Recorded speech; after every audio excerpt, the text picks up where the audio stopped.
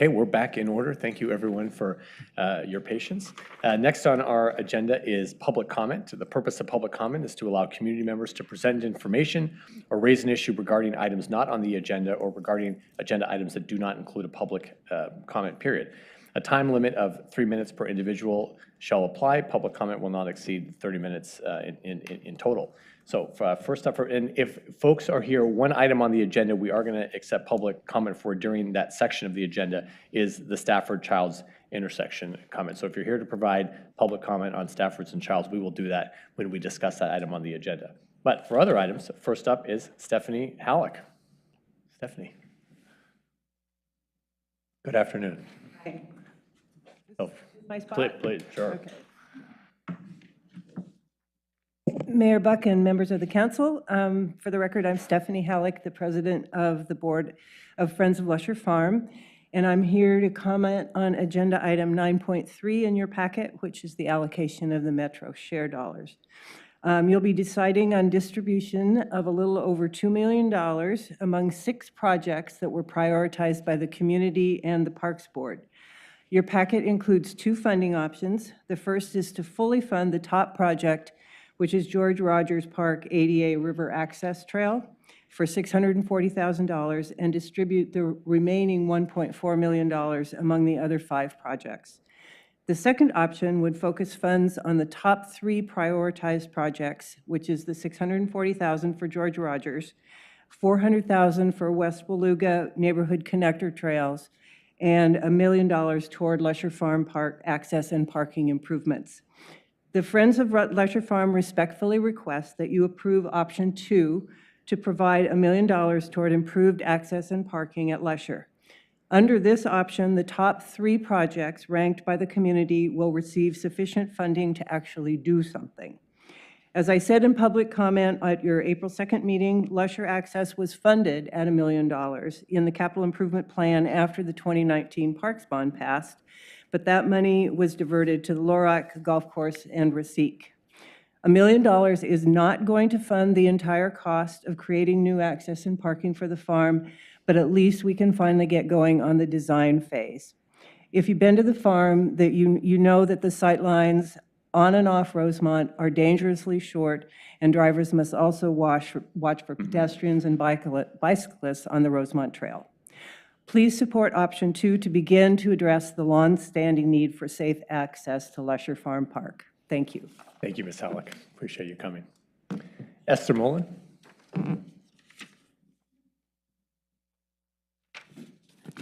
Good afternoon. Good afternoon. Good evening, Mayor Buck, City Council members, staff, and other attendees. My name is Esther Mullen. I live in Old Town, Lake Oswego. I've been living here for about 9 months. I moved here from Appleton, Wisconsin. And I've come here tonight to bring your attention to the Lake Oswego's bike infrastructure and bike lane fragmentation, specifically looking at the Highway 43 into State Street as a case study. In downtown Lake Oswego, there is one in-street bike lane. Located on B Avenue, it extends from State Street into 4th Street. This 4-block-long bike lane is all that's offered within downtown Lake Oswego. However, Terwilliger Boulevard and the Tryon Creek Trail area offer a shared path, pedestrian, and bike lane, serving as a northern entrance and exit into and from downtown Lake Oswego. Yet once the Terwilliger Boulevard Trail enters Highway 43 and the merger into State Street area, the bike lane halts and merges into a narrow pedestrian-concentrated area or sidewalk or a heavily trafficked Highway 43. This displacement leaves the cyclist to decide between either sidewalk or road, both decisions not just compromising the safety of cyclists, but also of pedestrians and those using cars. The Highway 43 bike lane is no new idea to Lake Oswego. And I know that in 2015, you guys proposed the Highway 43 from to Oak Street. But even before that, the theme of bike infrastructure is not new to Lake Oswego.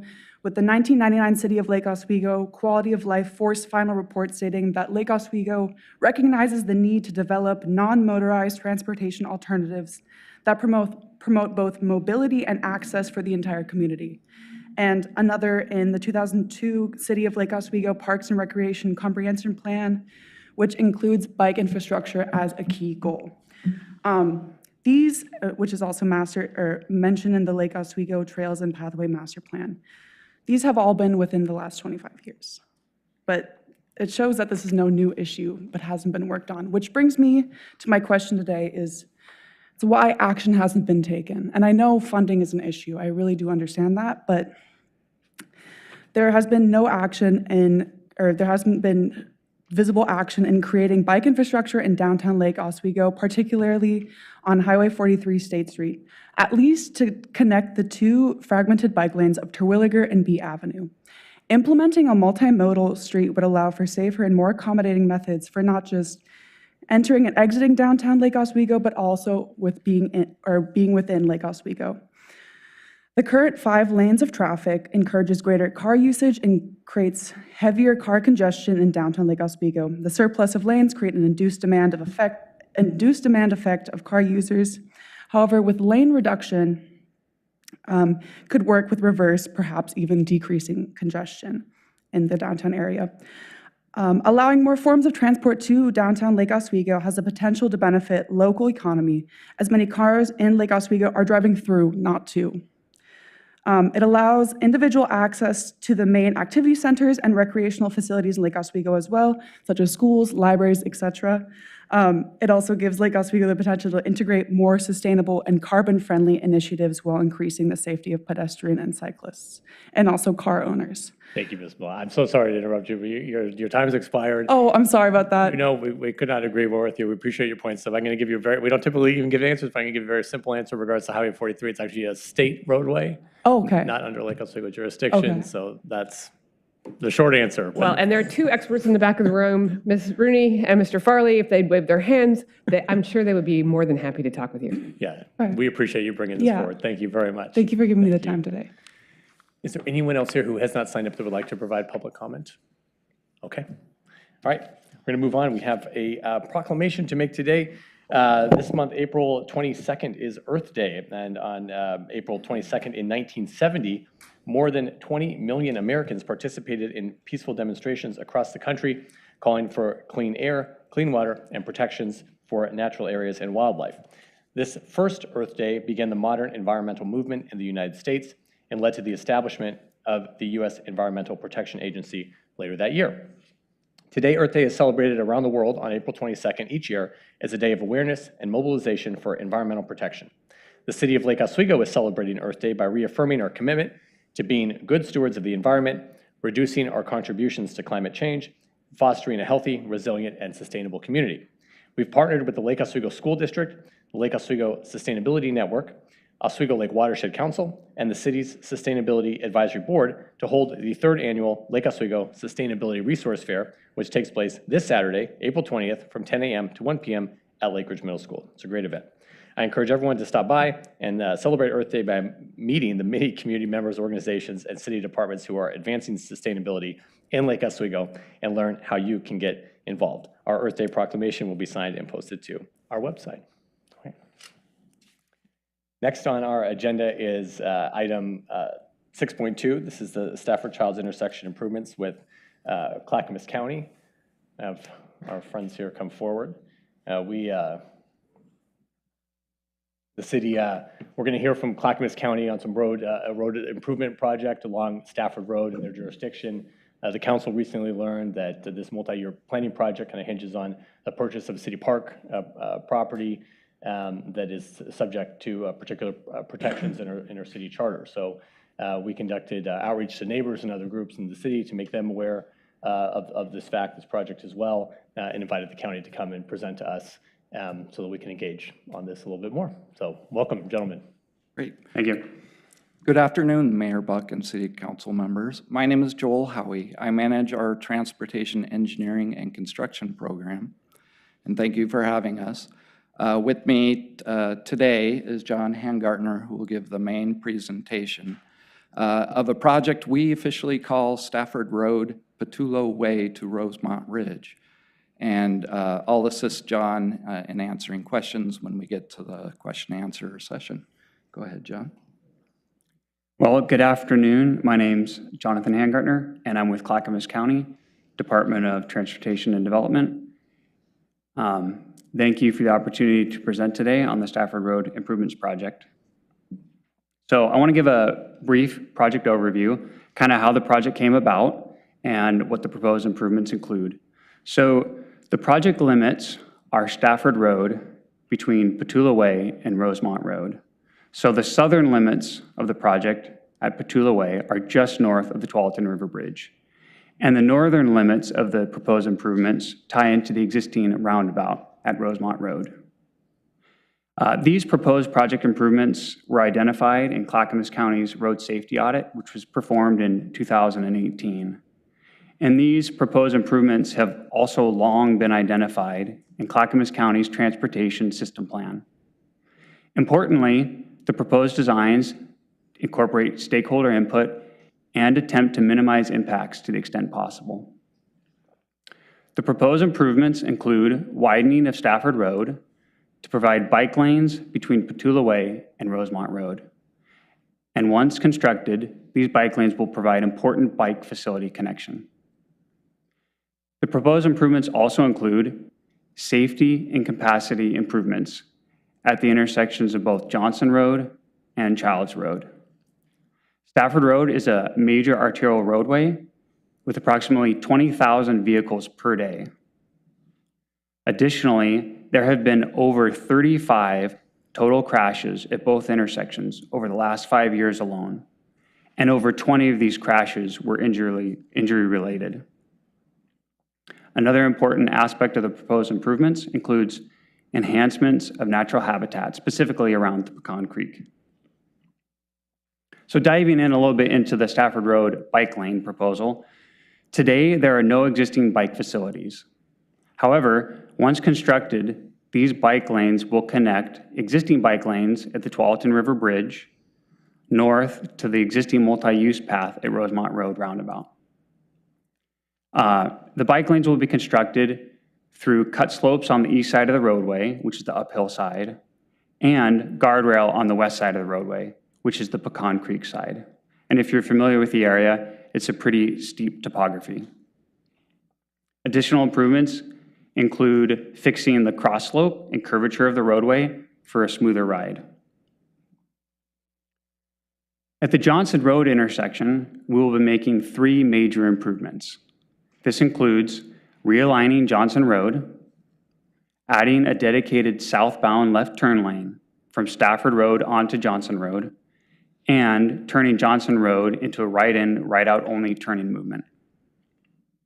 By realigning Johnson Road, we will reduce the street grades along Johnson Road. We will also eliminate the intersection skew and increase sight distance at the intersection.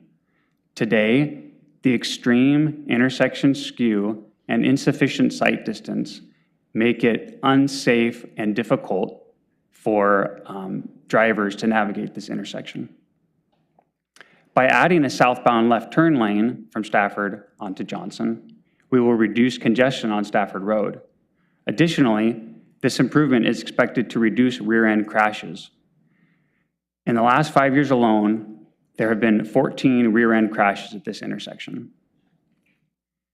By turning Johnson Road into a right-in, right-out only turning movement, we will eliminate the left turning movement from Johnson onto Stafford Road. This will significantly reduce queuing on Johnson Road itself. It will also eliminate a significant left turning conflict point. In the last 5 years, there have been 11 turning movement related crashes at this intersection. There will be a turnaround at the new Childs Road roundabout as an alternative to the left turning movement. At the Childs Road intersection, you can see the 2 graphics here. There is the existing intersection today and the proposed intersection final design. If you look at the intersection today, you can see there's an extreme intersection skew. This skew makes it difficult and often unsafe to navigate this intersection. The proposed final design of the intersection includes adding a single lane roundabout, which will improve capacity and safety. In fact, adding the single lane roundabout will reduce the queuing on Childs Road by 85%. This intersection sees 20,000 vehicles per day. And today, the level of service at the intersection is F, which is the worst grading. By adding the single lane roundabout, we will improve the functionality of this intersection to a level of service A during the AM peak period and to a level of service B during the PM peak periods. From a safety perspective, adding the single lane roundabout is expected to reduce fatal and injury crashes by 85%. In addition to adding the roundabout, we will be adding guardrail or traversable slopes within the clear zone. Today, the slopes near the intersection are extremely steep. And if you are to get off the roadway, it is difficult or impossible to recover. We'll also be adding a shared use path and curb ramp crossings at the roundabout itself. One very important aspect to this project is minimizing impacts to both adjacent properties and to natural resources. As I mentioned, this is a very constrained corridor with Pecan Creek, steep grades, and natural resources nearby. In order to mitigate these impacts, we have designed the improvements and set roadside slopes to the maximum allowable, meaning that we tie back into the existing topography as soon as possible. We're also utilizing retaining walls where practical, constructing 6-foot wide bike lanes, which is the narrowest safe allowable bike lane width. We're utilizing the existing roadway alignment for the proposed roundabout location, and we're meeting state and federal permitting requirements to minimize impacts to Pecan Creek. In addition, we're minimizing impacts to the existing habitat conservation area, which is required through our county land use process. Another important aspect of this project is improving natural habitat. As you can see, these two pictures of the existing Pecan Creek culvert, which runs underneath Childs Road. The culvert is both undersized and is not fish passable. So we are proposing to remove this existing fish barrier by replacing the Pecan Creek culvert with a new fish passable culvert. This will help to connect habitat to water and other habitat areas through the new culvert. We will also widen the creek to match the active channel width as identified in the natural resources assessment. We'll also be installing new stormwater management facilities to capture, detain, and treat runoff before discharging into the creek. Today, there are little or no facilities to treat runoff before discharging directly into the creek. We'll also be utilizing native landscaping materials to restore the impacted habitat to the extent possible. This will include hundreds of native trees and thousands of native shrubs and native grasses that will be planted.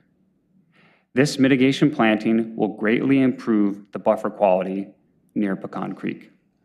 And we will be mitigating impacted habitat conservation area at a ratio of 1.5 to 1. Another very important aspect to this project is considering traffic impacts during construction. Clackamas County is proposing a 2-season construction, and there are various factors that play into this.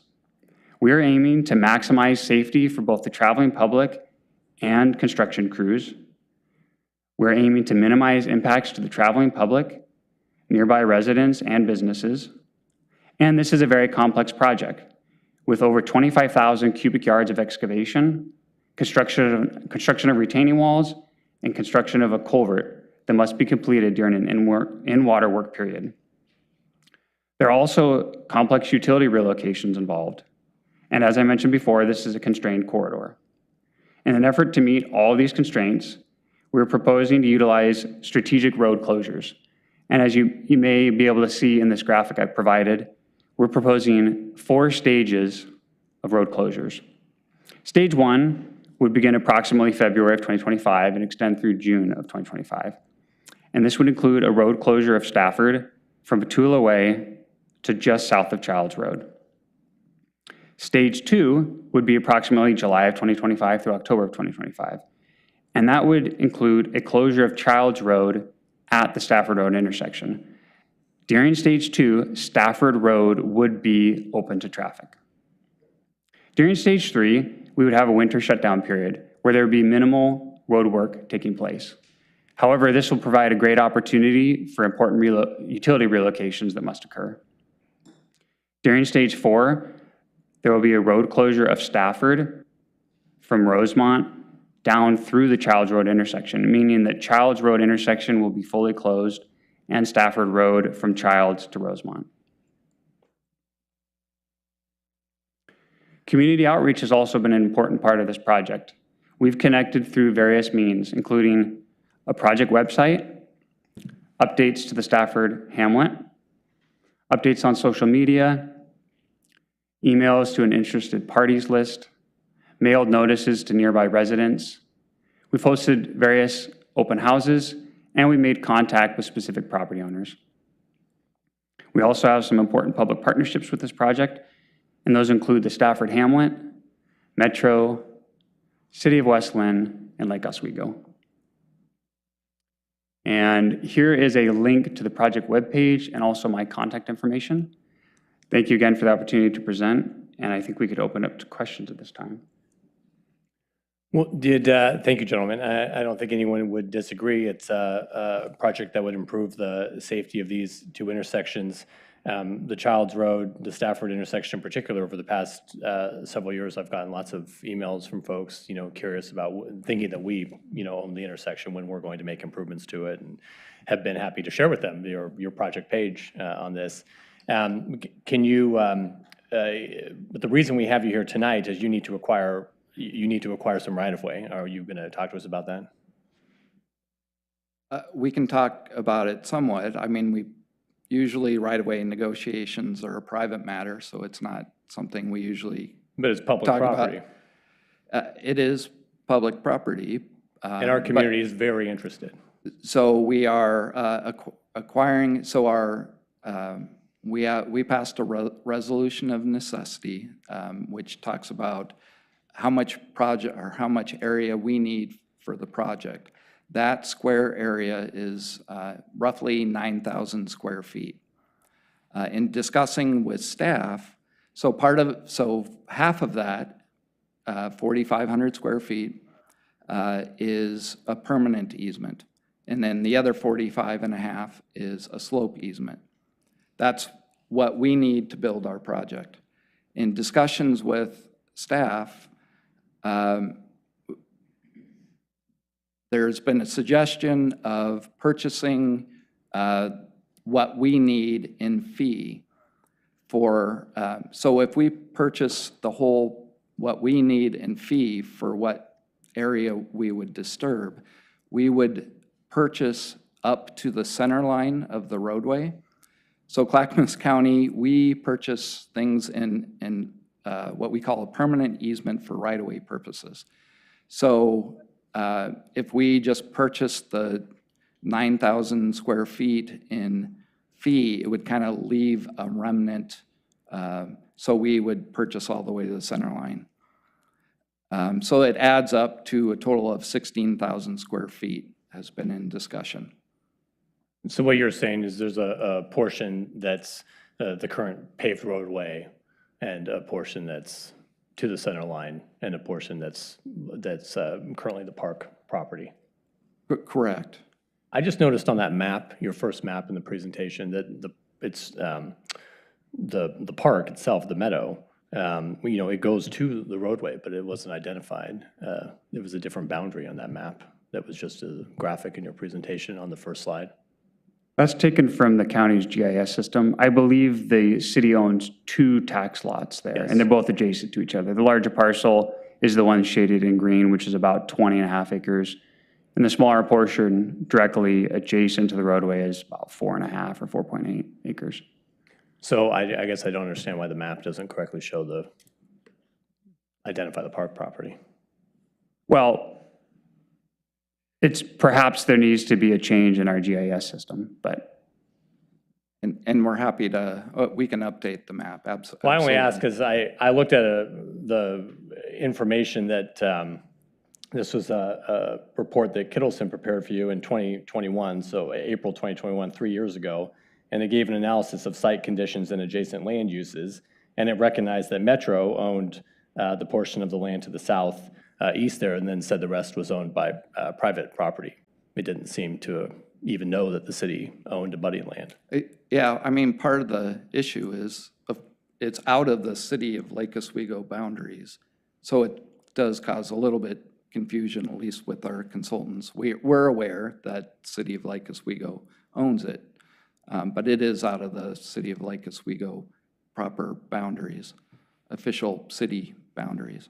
Now, are you gentlemen aware of the charter provisions that our residents have in place that protect this park in particular? I am aware. I'm a city of Lake Oswego resident, so I'm aware of them. And what outreach work have you done with Lake Oswego residents on this acquisition? We've done extensive outreach to the Stafford hamlet. They're In not, fact, well, they're not residents of Lake Oswego. What outreach have you done to Lake Oswego residents about acquisition of this park property? I can say that we have a Clackamas County right-of-way group, and they've been in coordination with Lake Oswego staff for several years. And we've been aware that this is a Lake Oswego property for quite some time. And we have done outreach to Stafford Hamlet residents, which are the residents that live directly adjacent to the property. And we have done outreach to your staff. Staff has not mentioned that we need to do any public meetings with specific to City of Lake Oswego. But for our project, we have had outreach to multiple open houses with mailers. So those mailers would have gone to the City of Lake Oswego to adjacent property owners. Where are you with the right-of-way acquisition of the other properties around this roundabout? We've acquired all but 3. And where are you in the project right now in particular? You're at 60% design? We're at 100% design. I mean, it's just baffling to me that this elected body here that has the say over whether or not we sell this property is just now learning about this acquisition or this request. I mean, we don't. So we have passed on all our plans to city staff. It's my understanding that the whole reason we know about this is that our staff informed you of the charter provisions that protect this property and asked you to meet with the residents, and you refused to do so, and now you're here at this meeting. We have not refused to do so. We can do that. Well, maybe we do have some folks that would like to provide some public comment on this, so maybe we'll have them do that now, and then the council can have you back up to ask additional questions and deliberate. Thank you. Thank you. Okay, first up, and if anyone else would like to provide comment on this topic of the roundabout, we have the forms, the white forms in the back, and you can hand them to Ms. Linder. But folks who have signed up thus far, Susan Stevens-Hummel. Ms. Hummel.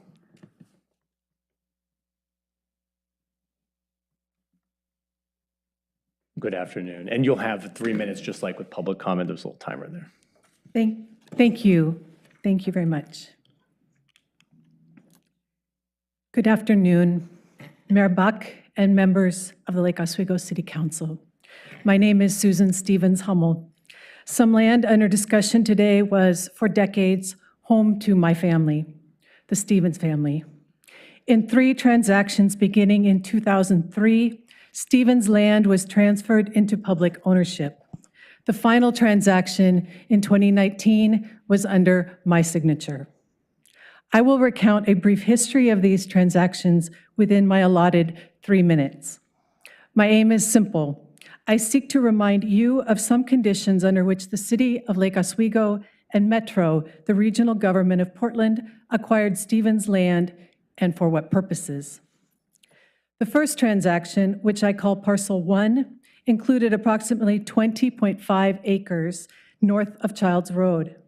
They were conveyed under my father's signature to the city in 2003. The sale agreement specifies that Parcel 1 be used as open space and includes details about reversion of the land to Stevens if violations occur.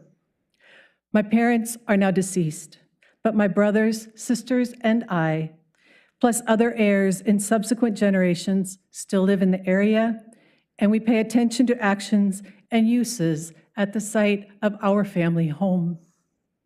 The second transaction, which I call Parcel 2, included approximately 25 acres south of Childs Road. They were conveyed under my father's signature to Metro in 2007. Due to time constraints, I'll skip to the third transaction, which appears most pertinent to this meeting. The land I call Parcel 3 included approximately 5 acres north of Childs Road. The transfer of Parcel 3 to the city by Stevens under my signature was predicated on a simultaneously recorded conservation easement that the city granted to Metro over the same land.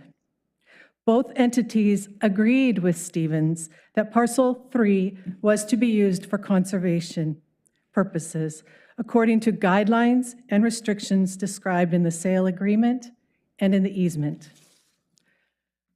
Under the terms of the easement, which was signed by both entities in February 2019 and recorded in Clackamas County, the city must notify Metro of plans for construction on the property. Metro has the right to prevent activities that are inconsistent with the purposes and terms of the easement over Parcel 3. Similarly, Metro must notify Stevens of any proposed assignment of its easement obligations. Stevens retained a right to object to any proposed assignments of the easement by Metro. Terms Please remain finish. in effect today. Go ahead, please finish. Thank you. I am neither a cartographer nor a lawyer, but to me, the design for traffic changes at Childs and Stafford roads looks to include land within Parcel 3. This means it lies within the conservation easement that the city granted to Metro for all the land that's conveyed by Stevens in 2019.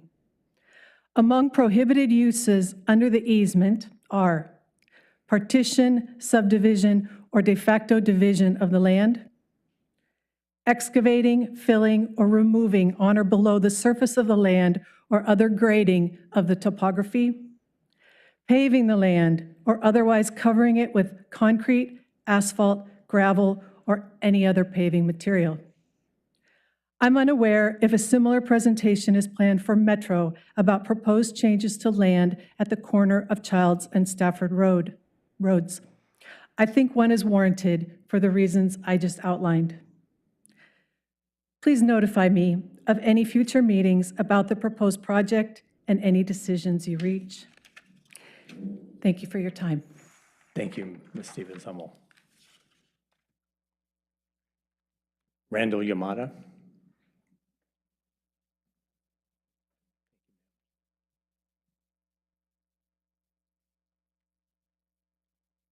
Hi, Mr. Yamada. Hi.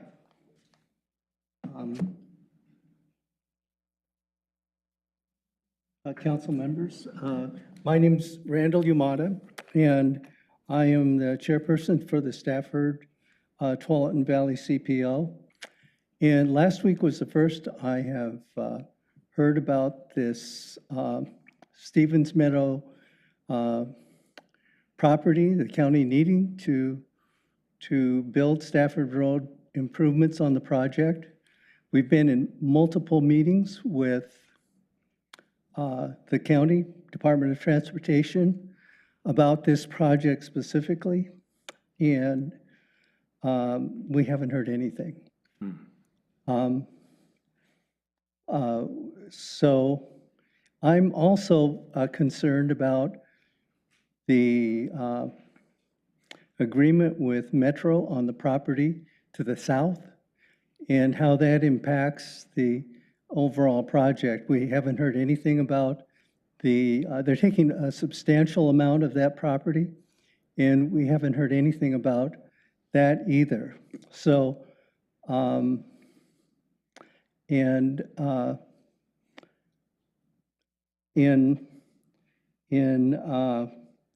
looking at this, I had a number of questions about ownership, about the transfer that Mrs. Stevens, or I don't know her exact name now, but talked about.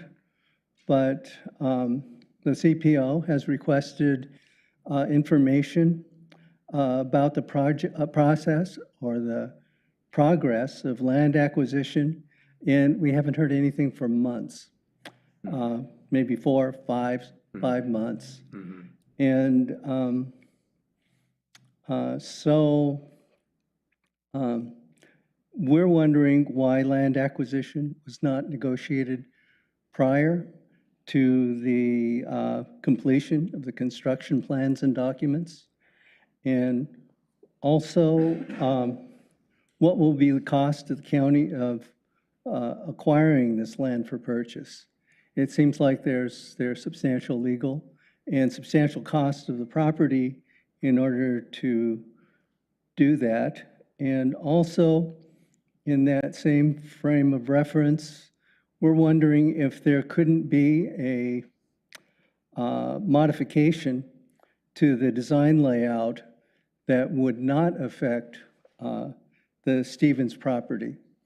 And it seems like due to the cost of other acquisitions that we know about and the Stevens property, it seems like a design modification could be made within that actual budget. So, which would be anywhere from $500,000 to $1 million. And then also, we would actually like to see a process with public involvement with answers to these and other questions.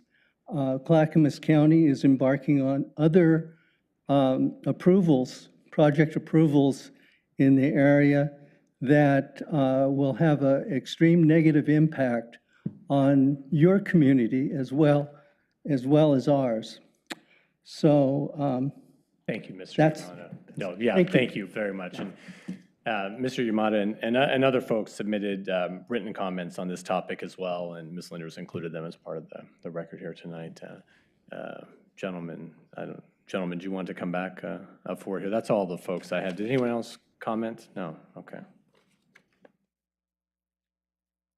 So, gentlemen, I think you hear the concerns. I mean, we have quite a dilemma here. We have a piece of parkland that's specifically protected in our charter, and it sounds like your plan is moving forward with some kind of condemnation. But as a public agency, public, I mean, it's just wholly unacceptable to us that we have not been engaged on this. Our residents have not been engaged on this. You hear from other people outside of the city, Mr. Yamada and the CPO, they have not been engaged on this. Ms. Stevens and other, legal entanglements with these particular properties. So, I mean, this honestly catches us by complete surprise. Mayor, Council, my name is Dan Johnson. I'm the Director for the Department of Transportation Development. Thanks so much for the opportunity to come forward today. Public outreach can always be better. No ifs, ands, or buts about that. And there are takeaways from some of those exercises. A lot of the effort that we did within this particular project was to focus on immediate adjoining neighborhood properties and interests to make sure they were well informed. And we could have done bigger and better.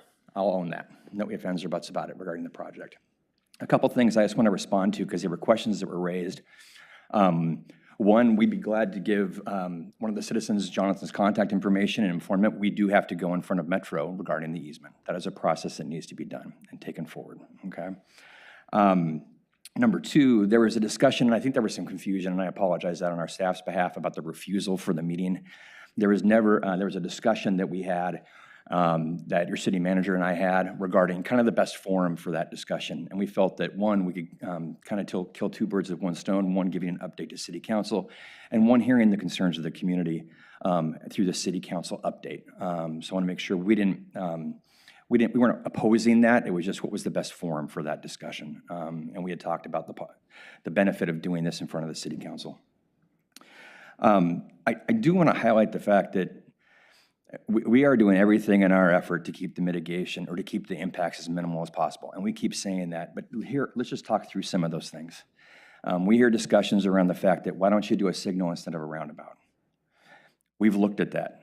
The signal has more impact. because of the way the roads need to come into the intersections and need to come in at right angles, things of that nature. We also believe, and we know for a fact, the roundabout is safer. I'm not sure if any of you have had the pleasure of meeting Joe Merrick. He's our traffic safety engineer, nationally renowned and phenomenal in the work that he does. And essentially, we are highly educated about the benefit of the roundabout design versus the design of a signal. Essentially, what you have is a situation where there may be a few more incidents at a roundabout, but they are lower speed incidents. They aren't high-speed incidents that you see at a signalized intersection. And so essentially there, it's a safer product to build. We've located the roundabout as much as we can within the design of the road that's currently there. And you are right, what happens is that we purchase right-of-way in an easement, not fee, which is different between a lot of cities and in the county. And so when we're talking about square footages, there's a portion of that property that is currently covered by a roadway because there's a public easement over it. And so I just want to clarify that as well. There are discussions around, and I guess I just want to highlight it one more time just so we're all on the same page. That western leg of that intersection is a tricky one. It's a tricky one because you basically have properties on the north side and properties on the south side that have some sort of desire to retain and maintain habitat conservation in those areas, and we understand that. And that's why you see, I mean, for all intents and purposes, that property to the north is over 1 million square feet. It's 25 plus acres. And we have tried to get the impact that we have as minimal as possible. Hence, we're talking about the 4,500 square feet for the right-of-way and the 4,500 square feet for the slope easement. There's also the many benefits that we're doing with the project: fish habitat, culvert replacement, the mitigation we have to do. Those are all they're pieces of this puzzle that we have. Yes, we were aware, and I want to make sure we're clear. Lake Oswego staff we've been coordinating with them. They've been great. There was another question, pardon me, that was why don't we secure property ahead of time for certain projects? By our right of necessity that we do for our public projects, we have to affirm within that public necessity that we have mitigated impacts to the greatest extent feasible. And with that, mitigated the right-of-way needs for that project. And so we can't negotiate up front for acquisition normally for these projects, if ever for these projects, because that would be buying in excess of what the project needed for the public funds. And there's discussion around, and I appreciate the comments also as well about, this is a public property. We usually, like our staff have identified, we usually don't do right-of-way negotiations in a public forum, but yes, we do need and are requiring right-of-way on that particular piece of property. There's no intent to press the citizens of Lake Oswego. There's no intent to press the city council into a difficult decision, but you have a policy conflict here, which is unfortunate, and it's a difficult decision to make, and it's a difficult decision, but when you're looking at not opposing policies, because I don't think they're opposing, but there's mutual benefit on both of those policies that you're having to work through. And we stand willing and able to be a partner in that discussion with you to talk more. We were using this opportunity as a time to update you. It's not the end of the conversation. We hope it's not the end of the conversation, but the beginning of the conversation. And we'd be glad to participate in additional questions or dialogue with the city. Mm-hmm. Well, Mr. Johnson, that's right. I mean, it has to be the beginning of the conversation because you're right. I mean, there has been no public engagement with our residents to date on this. And so understandably, they are caught off guard. I mean, if you read the comments that people are submitted, they're taken aback, right? Because seemingly out of nowhere, there's this desire to acquire this park property. And honestly, when you're looking at the project, and I don't know if this wasn't, as I mentioned before, the map doesn't seem to be identified in the Kittleson study, if there was a lack of awareness that this property was owned by the city. I don't know when the county became aware of that. But when you're looking at acquiring a piece of park property from a municipality, I mean, that's much different than acquiring a piece of, individually owned property, because these things come with deed restrictions all the time, covenants, and in this case, charter protection. So unfortunately, our charter doesn't say, well, we can dispose of, park property or do what we want with it if it's just a certain amount, or if it's because it's for an important transportation project, or if it's for anything. It's very clear. In fact, the reason the residents passed the charter protection is they didn't want these decisions to be left to any kind of discernment. It's just black and white. These are nature preserves to be left as they are, period. So there may be a way forward, but it's going to start with engagement with the residents who really led this effort. You know, this was a voter-led effort to protect these parks and take away the ability of frankly, the government to just come in and do what they want with it, which is, you know, with all respect, I mean, that's what you're trying to do. And you're going to have to engage with them to explain to them how this project is workable within the values of this community that can add, you know, benefit to these natural areas as well as provide a safe connection. But our city council, our hands are tied.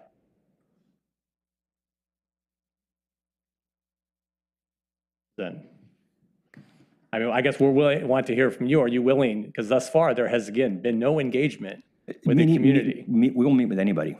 I mean, we have no problem meeting with that group. If you could identify who those participants would be. Oh, absolutely. You know, we can meet with them. We'll set aside time to schedule time to get a bit deeper dive into the project.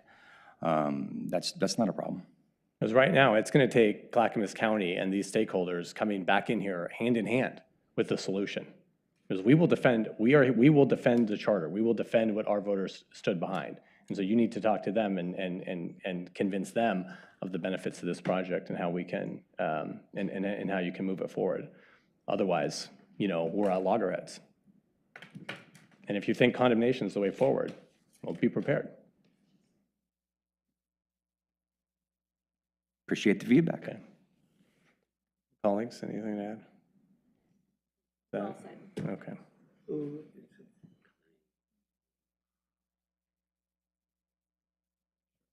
Councilor Boop wants to. Yeah. And then.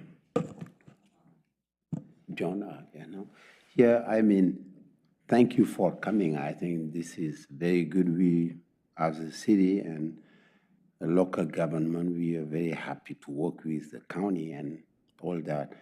But my take is not about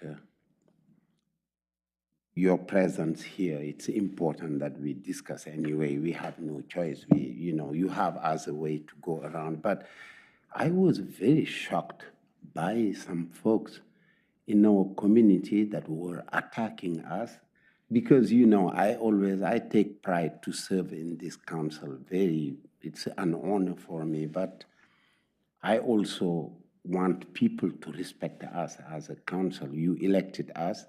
We come here to represent you. Never will we go behind Lake Oswego's back to negotiate something that hurt.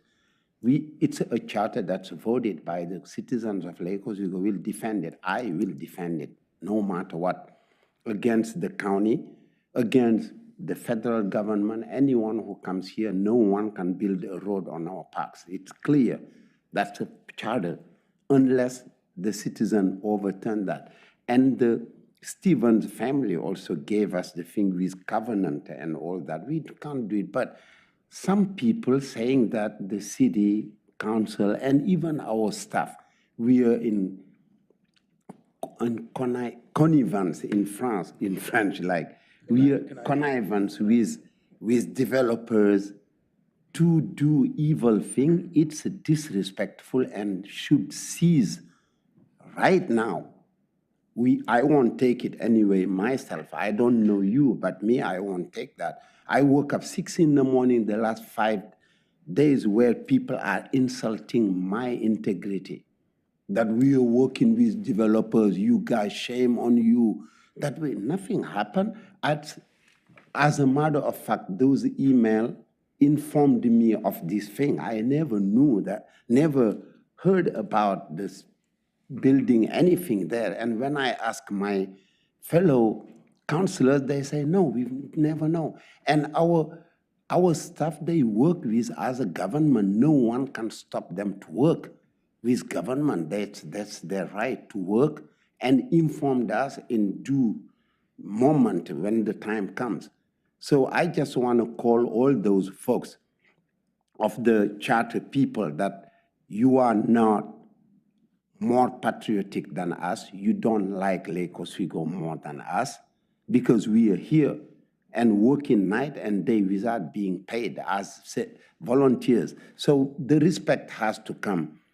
We know as a government that there have been a vote, that there's a charter, it's a chapter 10, with you like it or you don't like it, it's the rule of the land in Lake Oswego. No one can make any development in the parks.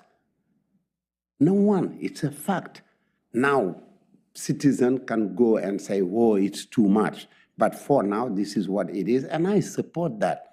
We support that. But we don't want people to continue to use it as a political thing, to play with the integrity of people. We are great citizens serving our city that we love, and I want those things to stop, because we can also respond to those letters. It's like, that the city is doing this. That's not true. And I want the people in Lake Oswego to know that is not true. There is no conspiracy here. There's nothing. We are people who love. These folks were born and raised here. I'm maybe the only one who's an outsider. And those who were born, and none of them love this city better than I do. And none of them is more an activist for the environment than I do. Go to my school and see what environmentalism means.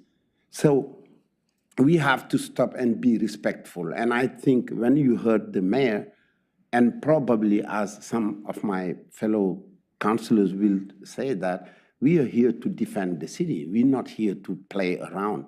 So just let's respect each other. I was very shocked of this uncivilized way of debating that should be the thing in America. It's always conspiracy. It's always fake news. It's always maligning as folks.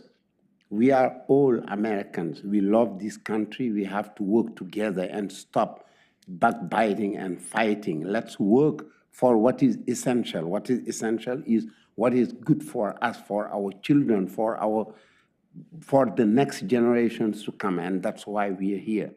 So thank you, sir. I think you hear Councillor Mbub articulating that, the lack of engagement and information has led to some misunderstanding on the part of our residents, even not understanding where this is coming from, and wondering if the city and their elected leaders have been somehow in conspiracy with the county behind their backs for years going ahead with this project. So, you can see how that's a big problem for us.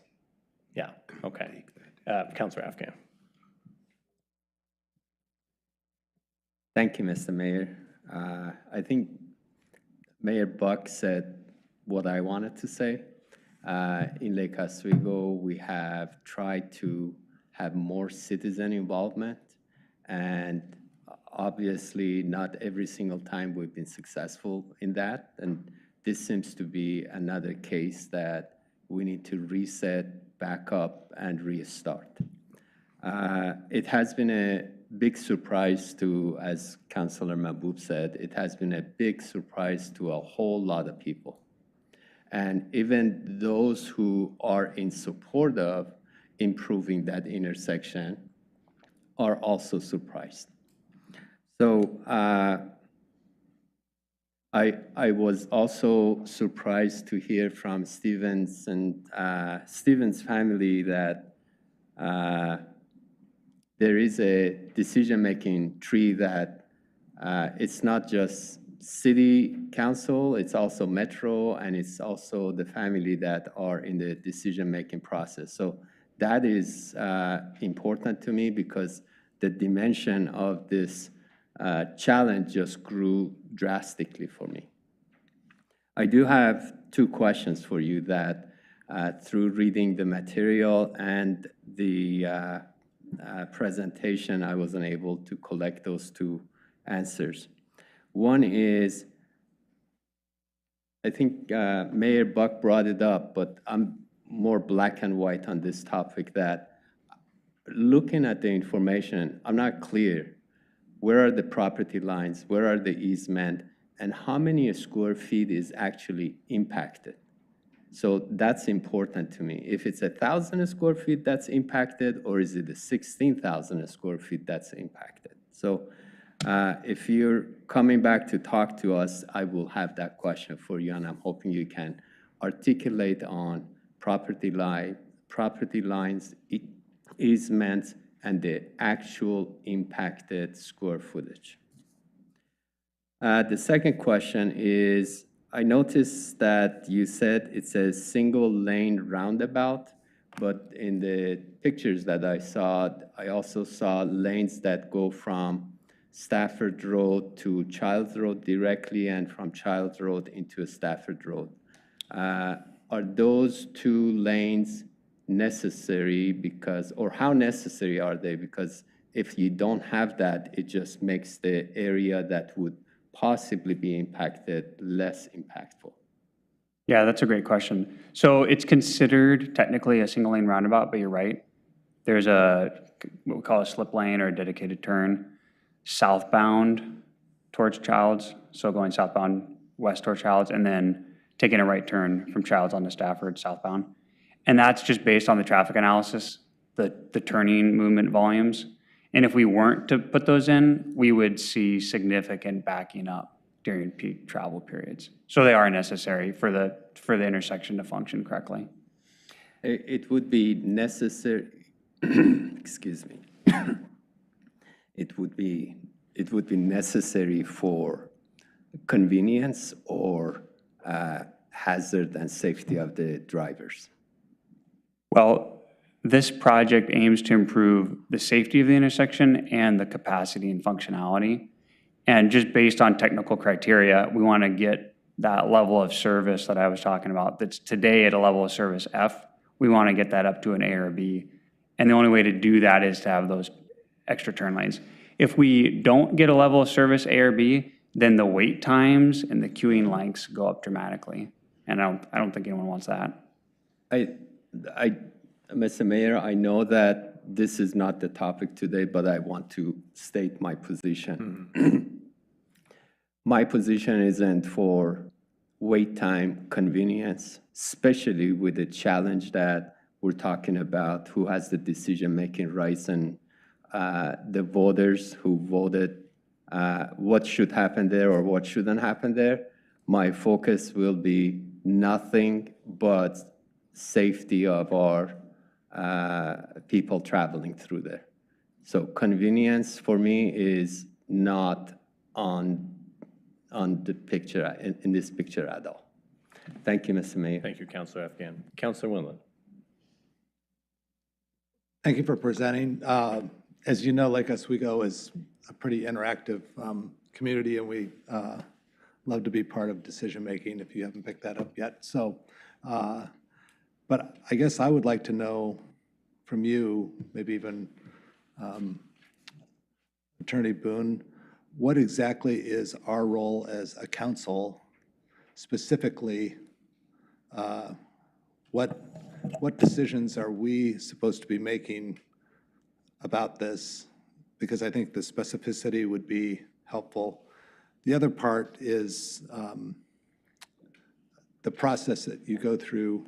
Obviously, you're already almost at 100% design, right? So you're locked and loaded. I don't know what the cost is to change, if anything can be changed, but I think that has some economic impact, and I don't know what, from your standpoint, what is the Lake Oswego City Council's role in this?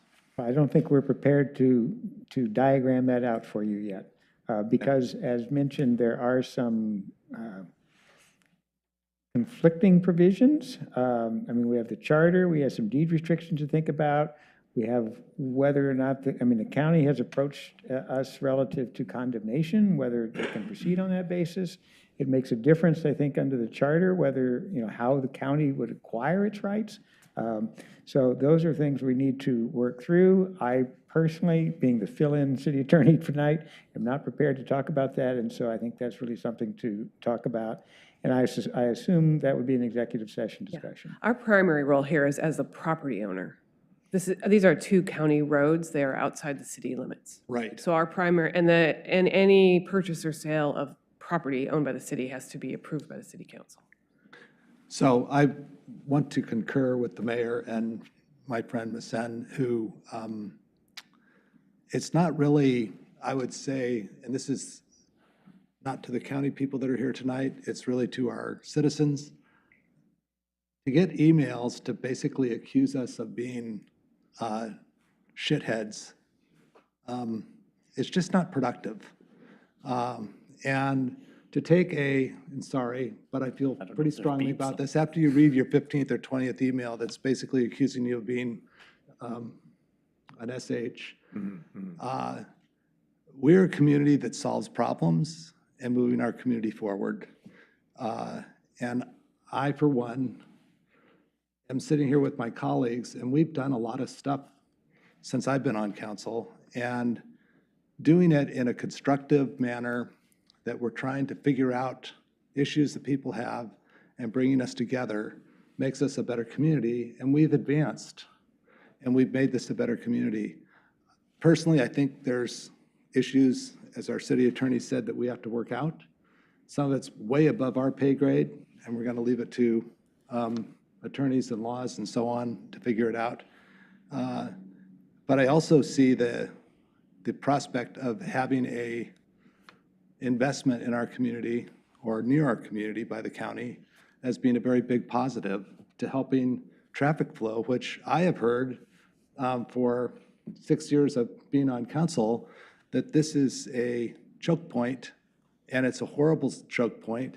And wow, the county is actually coming and putting it as a priority and coming up with money to pay for it.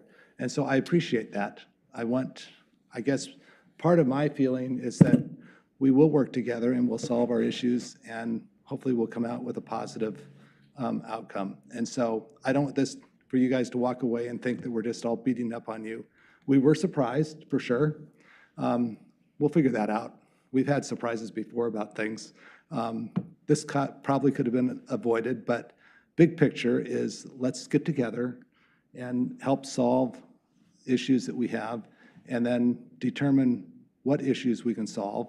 Right. And then if we have the authority to do that or not, we'll move forward. But big picture is that we have the opportunity to help solve a huge traffic problem on the south side of town that could be a big investment to helping our residents have a better flow through our city.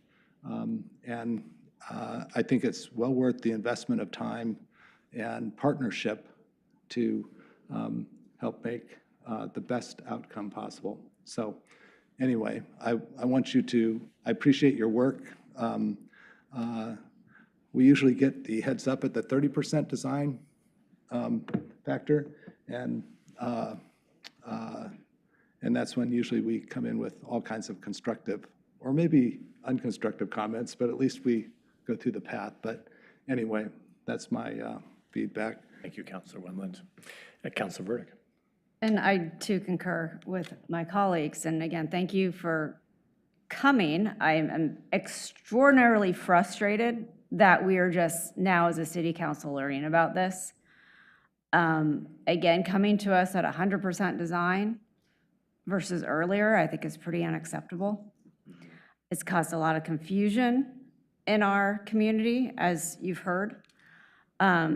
With that said, yes, we will move forward. We will figure this out. But there are some things that, again, legally, we don't even know if it's possible, and our hands might be very tied, and we will respect our citizens and what they have directed us on. We also will respect deed restrictions in the Stevens family. And, you know, I'm very concerned, it's like coming in, you know, Metro, I mean, are they going to be as blindsided as we were? These are big projects, they're important projects. I see a lot of potential with this project. It's very exciting. So I don't want you to walk away thinking like we don't like that. We think it's, you know, to Councilor Wendland's point, this could really help solve a lot of problems. But at the same time, I just feel like a really key component has been missed. And it sounds like you've done outreach in some ways, but also have missed a pretty key piece here that could impact the project. So again, I want us to move forward. I want us to continue communicating. We need to get our citizens involved. We need to get and just kind of figure out what is next, because I think we're sitting up here not knowing what we can do, can't do. There's just a lot of questions there, and we really want to make sure that we honor our citizens. And, we do have this charter, and again, also the Stevens family. So we have some very serious concerns and serious issues that we need to work through. Thanks, Councilor Burdick. So that's right. I mean, government to government, as government agencies, we owe kind of a higher level of duty than just the legal duty to those people that we represent and the people that we work for, the residents, both the county, and the city. So engagement, is the remedy. So as we go forward, let's start. Unfortunately, it's happening way down the line, but start that engagement process, and we can see what we can do together now in good communication, working with the community. And we trust Ms. Bennett will. Just 2 seconds. Let us prepare an exhibit for you that clarifies the property and the easements and all that. We'll prepare that and we'll send that over to you, and then we'll follow up with the city manager on next steps, and we'll go from there. Thank you for coming here today. Yeah, thank you so much for the time. Let's take a brief recess, let people that don't want to stay for the rest of this fascinating meeting take off.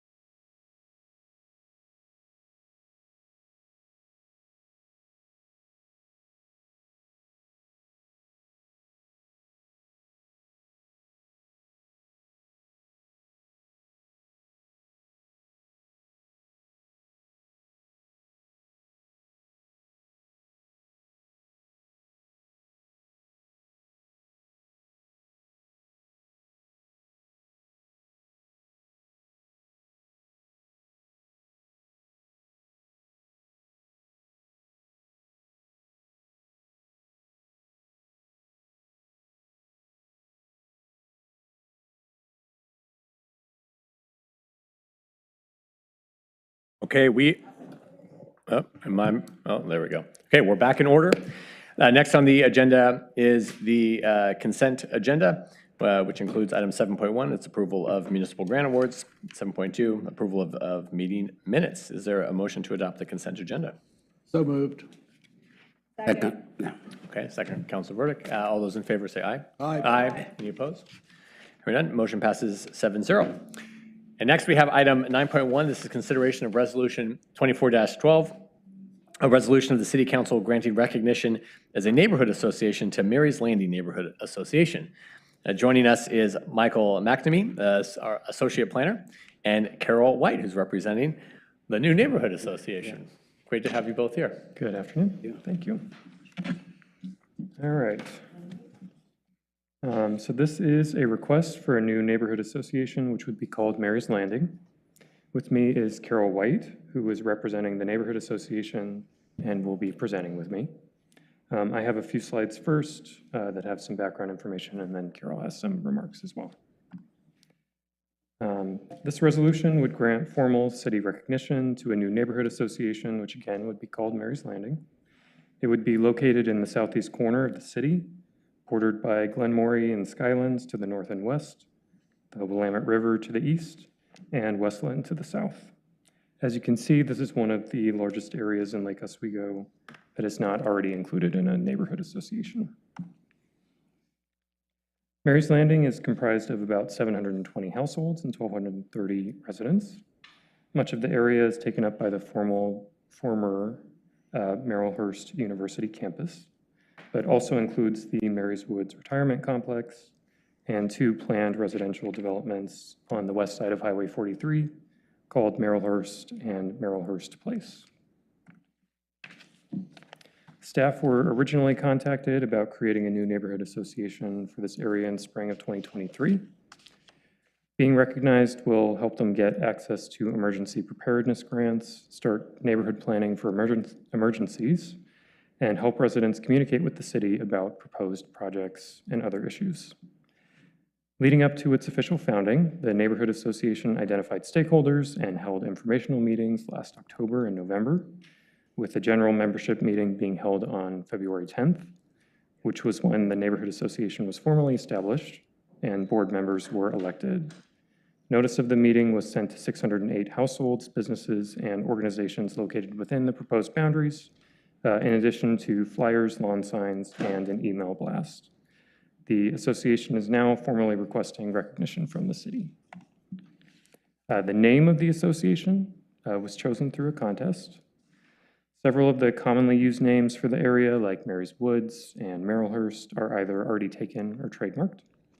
Mary's Landing was suggested by one of the residents to honor the historical significance of the arrival of the Sisters of the Holy Names, who ultimately established Merrillhurst University by boat around the year 1900. At this point, I will hand things over to Carol for her presentation. Okay, thank you, Michael, and thank you, councilors and mayor. My name is Carol White. I'm the secretary of this neighborhood association. And let's see,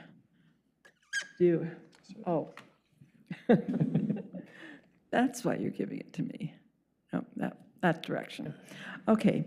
In 1859, 12 sisters, young sisters, arrived in Portland to begin their work of service in the field of education in the rapidly growing Pacific Northwest. And by 1900, they needed to expand. That's when they bought 50 acres from the Bullock Homestead, south of present-day Lake Oswego. By 1910, they bought an additional 200 acres, where in 1930, they moved St. Mary's College from Portland to this site. If you note in the slide, and I guess, can you folks see that? It's behind you. Okay. Yes, we have screens in front of us too. Okay, you see the river access to the property. Highway 43 wasn't built until 1919, and so access to this area was by boat for a long time, and hence, out of the 8 names that were suggested in our naming contest, this one got Sister Mary Ann's enthusiasm quite rapidly, and our Assistant Fire Marshal Dave Smith said, I can live with that one. So they were my 2 judges for the naming contest. It took until, well, try to be creative. It took until 1972 for this area to be annexed by Lake Oswego. The most recent aerial photo I could find was from 2011. So you can see that the transformation from in the 60 years was huge. The residences on the far side of Highway 43 are now visible. In the foreground is the college and the roof of Commons, that stark white item. In the distance on the right is Phase 1 of the Maryswood Senior Community. But most people probably just drive through our thriving neighborhood and they see Highway 43 and perhaps our Heritage bus stop. But if they stop, I don't know why I get emotional every time I get to this point. If they stop, they'll find commercial places to exercise, see the dentist, or stop for coffee and get a panini. On the west side, well, the sisters still own all the land on the east side of Highway 43. But the west side are residential areas. We have the two homeowners associations Michael pointed out. Part of that area was once a street of dreams. And Glenmorey Park is located there. East of the highway is where our neighborhood diversity really shows. We have a post office with zip code 97036.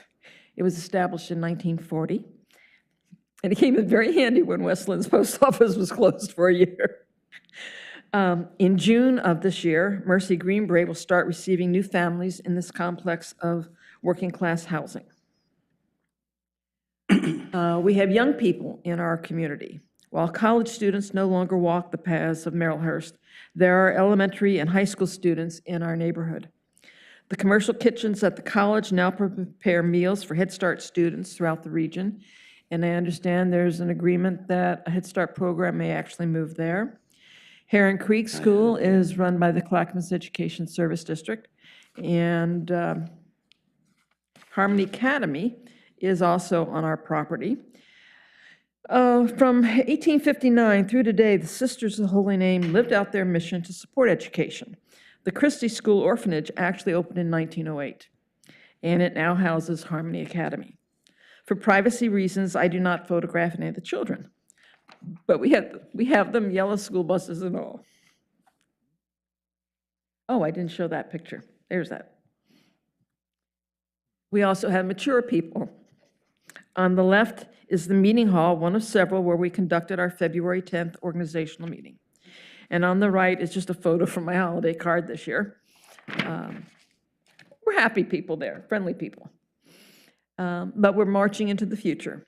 On the left, you'll see Maryswood's annual March for Alzheimer's Awareness. And on the right, we even have electronic vehicle charging stations. So, we're a vibrant neighborhood.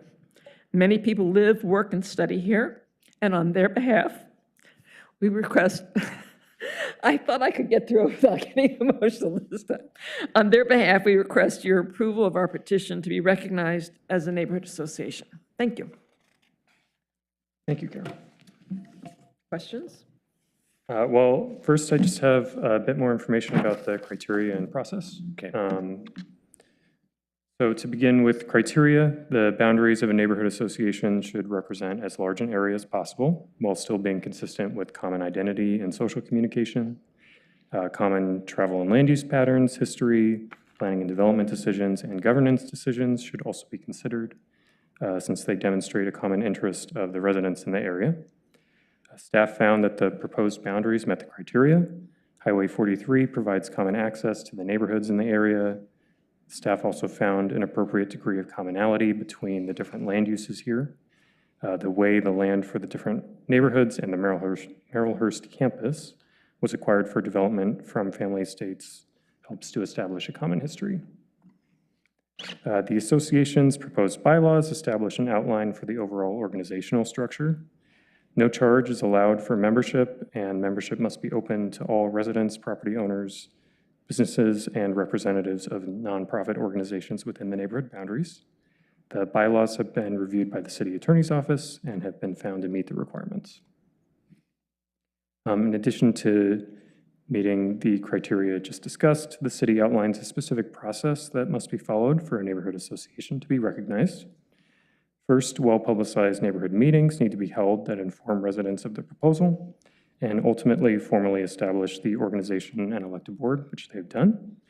The names, addresses, and phone numbers of officers and board members must be provided to the city and will need to be updated annually. Finally, the association needs to submit evidence that they have met the recognition and general standards for the neighborhood associations, and staff has found that these steps have been met. To close, I just wanted to show an updated neighborhood association map showing what it would look like with Mary's Landing included. And that concludes the presentation. So we would be happy to take any questions. Thank you so much. Collins, any questions? Questions? No? Well, Ms. White, I just had to, thank you so much for organizing your neighbors in this way. It's a very big deal. Just recently, someone was asking, what is the neighborhood association down there? And I was like, well, that's such a great question. I have a map in my office, and it has all the neighborhood associations. And sure enough, it was blank, it's the empty space.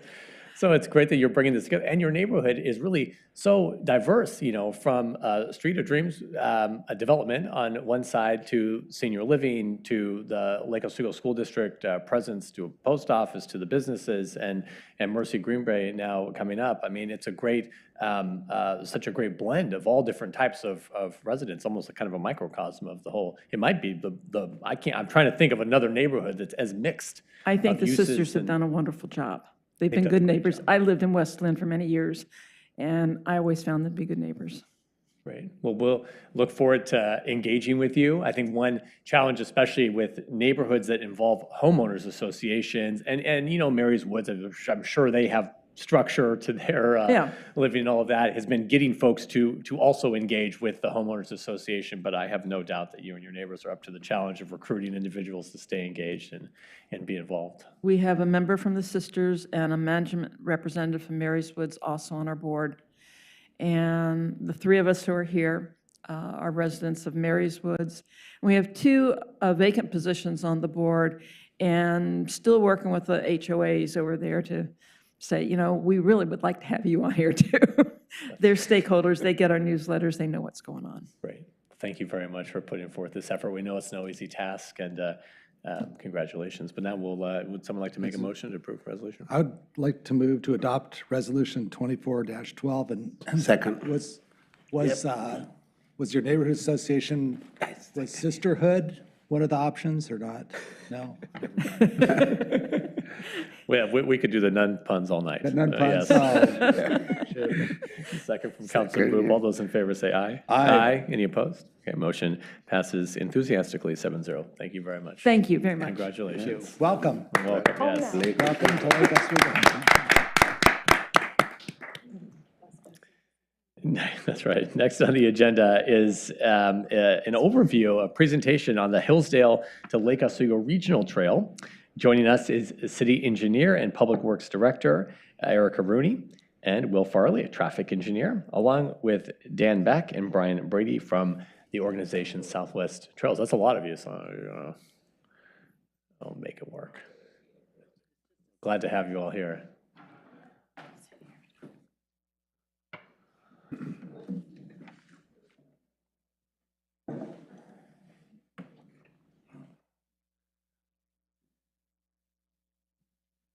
Good evening.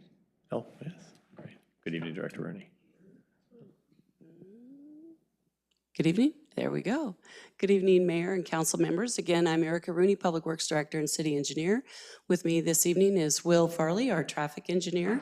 And our guests this evening are Don Bach and Brian Brady, who are going to tell us about the Southwest Trails proposal, a project that they have been working on for decades, which is the Hillsdale to Lake Oswego Trail. It's been I know Don's been working on it for many decades with the City of Portland, and for several years with Will and I, to try and get this last piece of the trail completed here in the Lake Oswego area. And Dawn's been an advocate for pedestrian mobility for decades.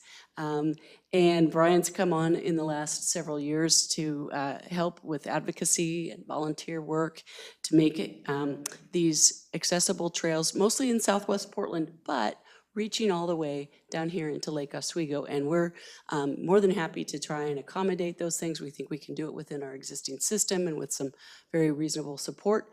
But what we wanted to do is give you an overview of the whole program, or I should say they're going to give you an overview of the whole program tonight. And then if you have any questions about what our contribution and our anticipated work level will be, we'd be happy to talk about that as well.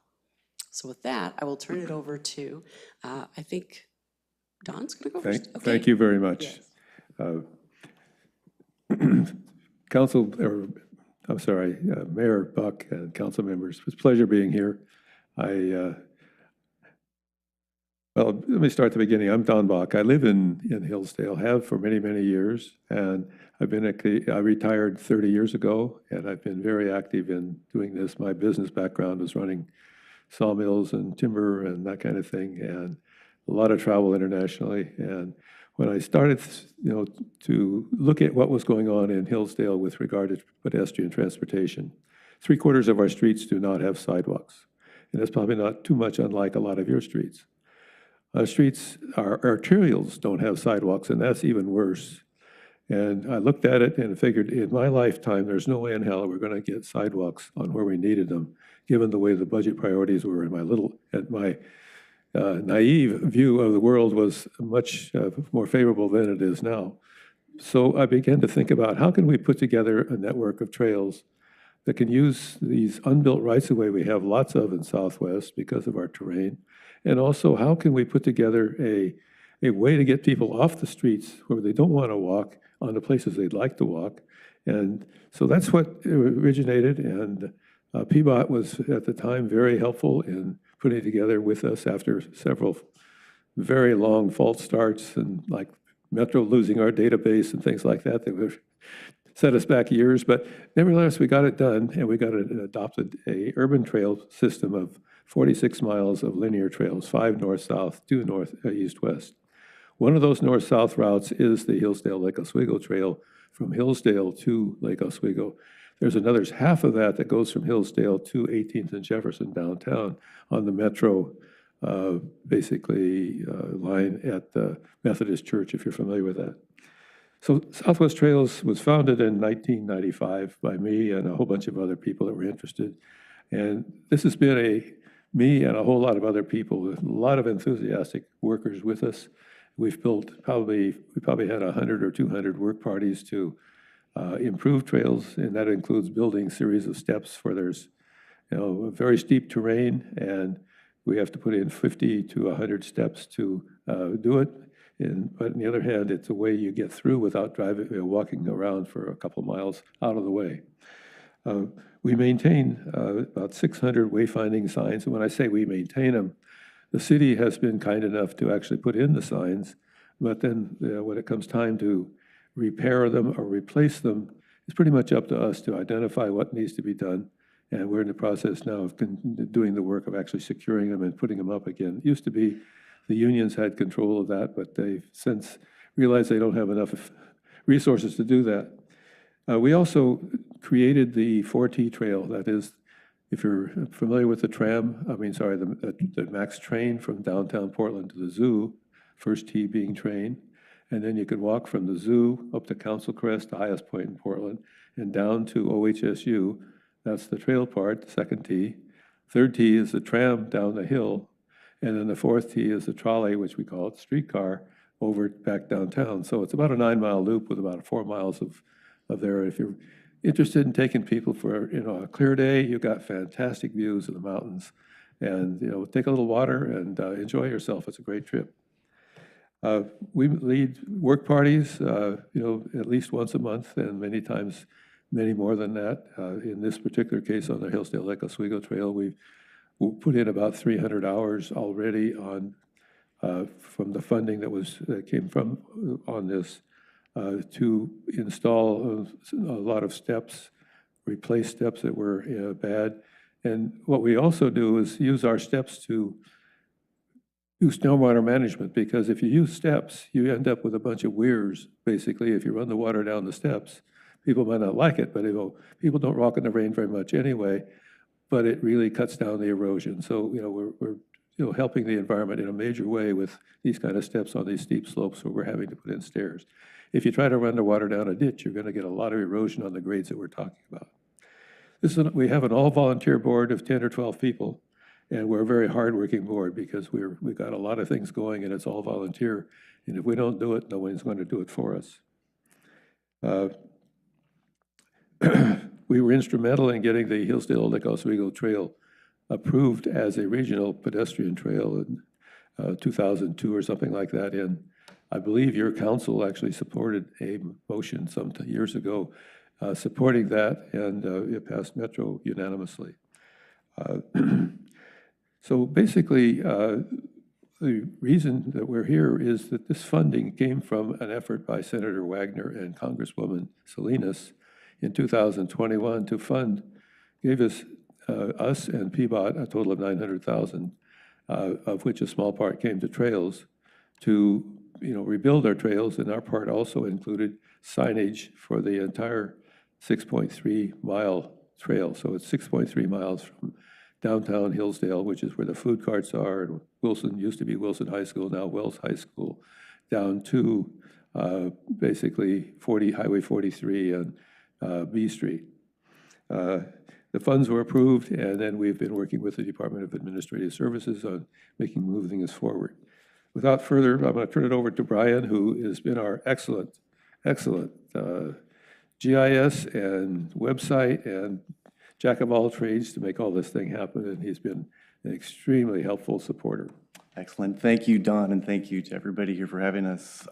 So I'm a stay-at-home dad, and I live just a couple houses down from Don, so it seemed like a good opportunity to stay engaged in the workforce and do some nice things to benefit the community before I go back and work again. So I'll go over some of the nuts and bolts here of the trail itself here. So total length is 6.3 miles from Hillsdale, from the town square there, all the way down here to Lake Oswego. As Don alluded to, we got some funding in '21 from Senator Wagner to pay for the wayfinding signs and the interpretive signage that we plan to install. A few segments of new trail that we're constructing as well. We can go into a lot of detail on that. As you can see there on the left is the entire route of the trail. I'm going to focus just on the portion circled there, basically 19% of the total trail length that is here on Lake Oswego jurisdiction here. It leaves Tryon Creek State Park there at Andrews at the Iron Mountain Trailhead, goes along Andrews Road, goes south on 10th for a block over to D Avenue, down to First Street, and then it will end right there at Highway 43. So we plan on installing 3 interpretive signs along the route here. So where those big red stars are, one at the Iron Mountain Trailhead, one at the end of the trail, and then one also at the TriMat, the bus center there in front of Safeway. And this is basically advertising to the public this trail exists. Don, anything to add to that? Only that we're very conscious of the need for people that don't have cars or don't want to have cars to be able to use this trail. So we've tried to focus on the transit center concept of making sure that people are aware of the transit centers of what's going on and connect to the trails thereby. So we'll move on and talk a little bit about the signage here. So again, it's broken down by jurisdiction here. Number of wayfinding signs on Portland Public Schools, on PBOT, Portland Parks and Recreation, a number there in the state park, and then 14 signs on the streets here of Lake Oswego. And we've walked this, obviously, with Will, vetted all of the locations of where these signs will be located. And you can see the middle sign there is what the wayfinding signs will look like. So if you've driven anywhere in Southwest Portland, you've very likely seen one of our signs. There's over 700 of them marking all these pedestrian connections that we have. So there would be an additional 14 signs on the streets of Lake Oswego saying Southwest Trails, denoting that it's route number 6, and then also having our unique logo there. So this high-low trail is, we worked with the graphic designer, they came up with that design there. So that's going to mark the route of the Hillsdale to Lake Oswego Trail route. And then also the interpretive signs there, you can see there on the left, the map orientation signs will look like that. And here's kind of an up close of what they will contain. Please. 3 foot by 4 foot, so they're not small signs. The idea being to be able to see them if we're standing 6 or 8 feet back. Sure, so it gives basic description of the route here we'll see, of how to get from one sign to the next, an overview of the entire trail, an up close of where you're at, and then also some interesting pictures across the bottom, things that you'll see, things to highlight in the community, reasons that you might want to take this trail. And we're also developing an interactive tour where each of these signs would direct somebody to an online version that gives more information here. Don? Well, the whole idea of the QR code thing, what we're trying to do is provide the walkers of this trail, if they wish to do so, some of the local history of how the land developed, we're going to have a discussion of the various railroads that went through Hillsdale or close by. We'll have a discussion of the evolution of the highways and or streets in Portland, and from the wagon road of Trailers Ferry to, when you're first in Hillsdale, it was Slavin Road, which basically went down across the railroad. The railroad was first in Hillsdale probably, in about the same time as Slavin Road, but 1871, we had a railroad built. It was a steam railroad, started downtown. Just the idea being to show people they're generally not aware of all the history that we have. And so this is our effort to be able to try to highlight along these various points history. To the points in the park will be focused on the geology. If you haven't looked at the geology of that part of, or this part of the world, it's fascinating in terms of how the various land movements happened as the geologists view it, or the geologists understand it. It's really fascinating, the huge number of overlays that happened in our particular part of the world. And, your mine that was here was part of that geography that happened because of things happening, and then, the things got uplifted and so on. That kind of history, I never have read any about it any place it was easy to access. We're trying to put it all together on this trail, along with a lot of other things. So to educate people of what they're seeing, where they are, about their, the history of the site, including the pioneer history, and, go ahead, Brian. Sure, and so we're modeling this kind of after the Freedom Trail in Boston, if you're familiar with that, the red stripe that goes around. And obviously we don't have, Paul Revere's Ride or the USS Constitution or the invention of the Boston cream pie. Apparently that's one of the stops on their tour. But we do have geology and some fascinating history, as Don alluded to. So that's a big component of the work that we're doing here. So we'll move on here. These are our asks of you, and I'll let Don take this. First of all, I want to emphasize, we're not asking for any roundabouts. Don't need any parks from us.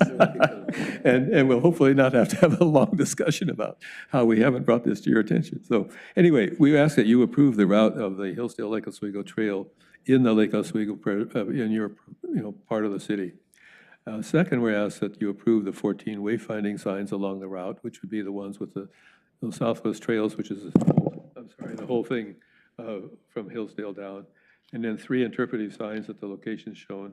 And the final one would be very helpful is we really need assistance with 2 of the interpretive signs. We have an idea of having the one that would be Highway 43, your industrial history, which would be the mine, the industrial thing, and river commerce, I'm sure, was a major part of Lake Oswego at some point. Yeah. But we really need some help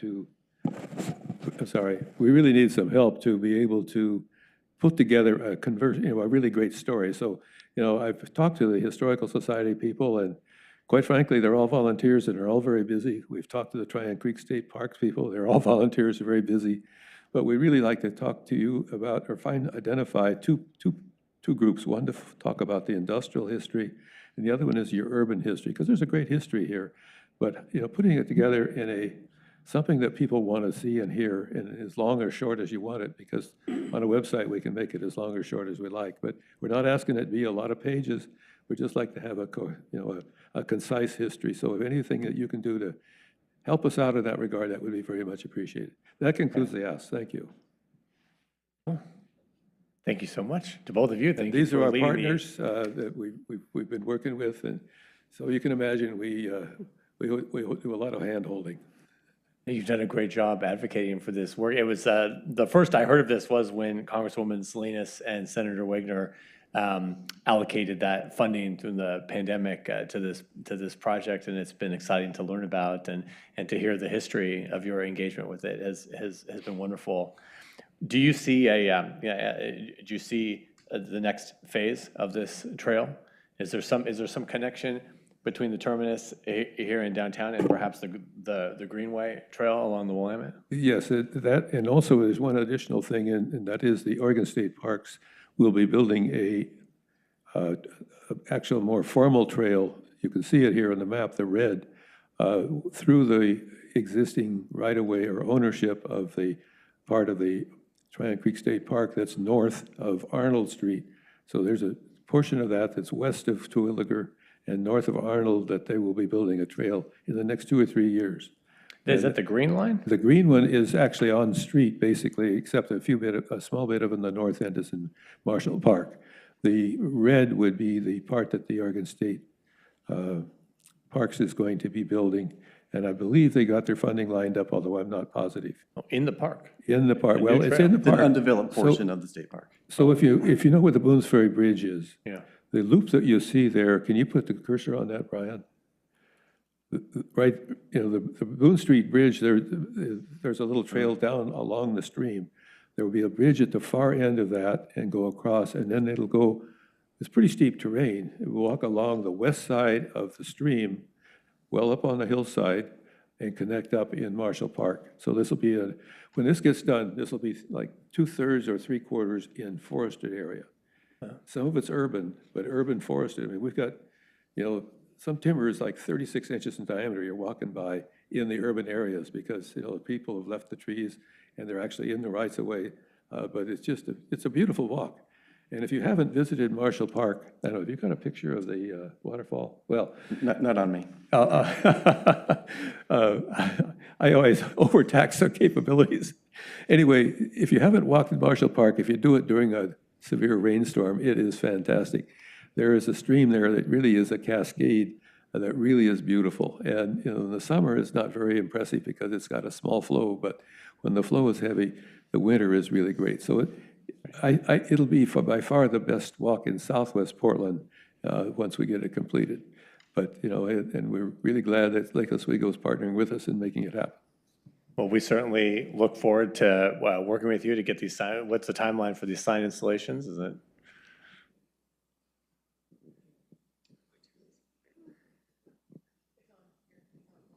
Okay. I didn't see the light. So the sign installation and whatnot, it's not a time constraint necessarily. We just need to confirm the locations and get the three, what did you call them?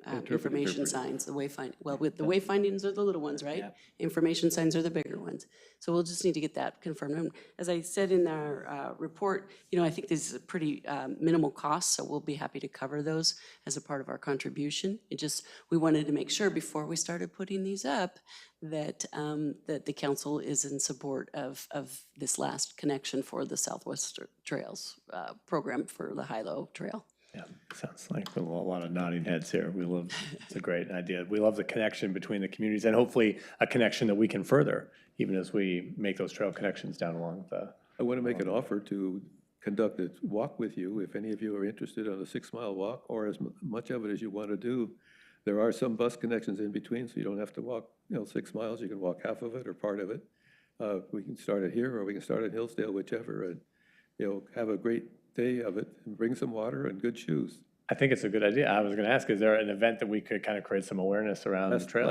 Last Saturday, we had 35 people on a walk for about half of the trail. Wow, that's fantastic. And we will also connect. I can help to connect you with some of those other resources in the historical community. That would really be helpful. Right. In our library, we thought too would be a great resource. I think Bill Gallagher. He's also helped us on this. Oh yeah. Yeah. I think he tells me you drove me to school as a young child. Yeah.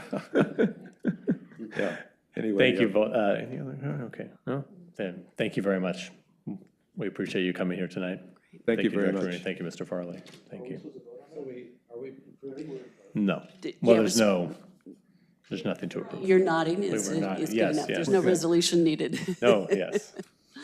Appreciate it. Thank you so much. We're all in support. Pleasure being here. Thank you. Okay, sticking with parks and trails and all of that, next on our agenda is the Metro Local Share Project Prioritization results, and joining us is Kira Haggard, our project manager with the Parks Department. Thank you. Hi, Ms. Haggard. Good evening. Good evening. Good evening, Mayor and Council. I'm here tonight to give you an update on our work prioritizing projects for the Metro Local Share Program. It's kind of a mouthful, project prioritization results. I'm going to try not to stumble on it too much. For those of you who aren't familiar, the Metro Local Share Program is funded through Metro's 2019 Parks and Nature Bond, not to be confused with our own 2019 Park Bond. And through this program, local cities in the Metro region each receive a local share of the bond dollars. So our local share is just over $2 million. There are 5 types of projects that are eligible for funding through this program. Most of them are focused on the theme of access to nature close to homes. Notably, sports facilities and play structures are not eligible. So here's what we did. We sat down and looked at our list of unfunded projects, planning documents, places that we knew there were projects that people wanted to see but that we hadn't found funding for. And we went through and looked at which ones were eligible based on the project categories. And this is a list that we came up with. This is in alphabetical order. And I'll walk you through very briefly each of these projects just so you have an understanding.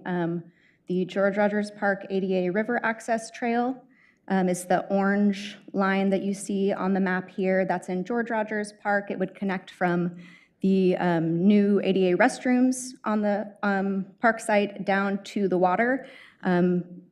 It could eventually serve as a very important link between Foothills Park and George Rogers Park, which is that dotted line that you see on the map here, sticking with the trails theme. But more importantly, it also provides ADA access to the physical water, which is something that we know both through our outreach and through Metro's outreach that is really important to community members. Our ADA ramp do I have my mouse? Yeah, that's further down on the screen here, provides access to the sand, but if you're a wheelchair user, for example, you can't actually get to the water and touch the water, whereas this project would allow you to get down that asphalt ramp and actually interact with the water. So that's a really cool advantage of this project and why it kind of serves as a standalone piece. Hallinan Woods Natural Area Expansion, as I'm sure you all know, we already own this property that's surrounded in the orange box here. This project would be to connect this property in through a network of trails so that it would connect into the existing trails that you see on the map here. This is a really popular neighborhood park. A lot of kids use it to access Hallinan Elementary School, so it's sort of a safe route to school. Very popular with that neighborhood in particular. Lusher Farm, as Ms. Halleck alluded to earlier, the existing driveway, it's the historic entrance to that property, is at a location that presents some site distance concerns. There's also a really popular walking and biking path, the Stafford Basin Trail, that the driveway crosses, and it's not a great point for visibility there. So it's been a project that we've known is necessary for a really long time. It was in the 2013 Lusher Area Master Plan. There's a couple of concepts. We do need some further study on where the right point is to relocate that driveway, and then adding some additional parking. That's the access. And then there's also one other project proposed for Lusher Farm, which is an expansion of the community gardens. We have a really long wait list for our community garden plots at Lusher pretty much all the time. It's a very popular program. And this project would add about 55 new plots on the property.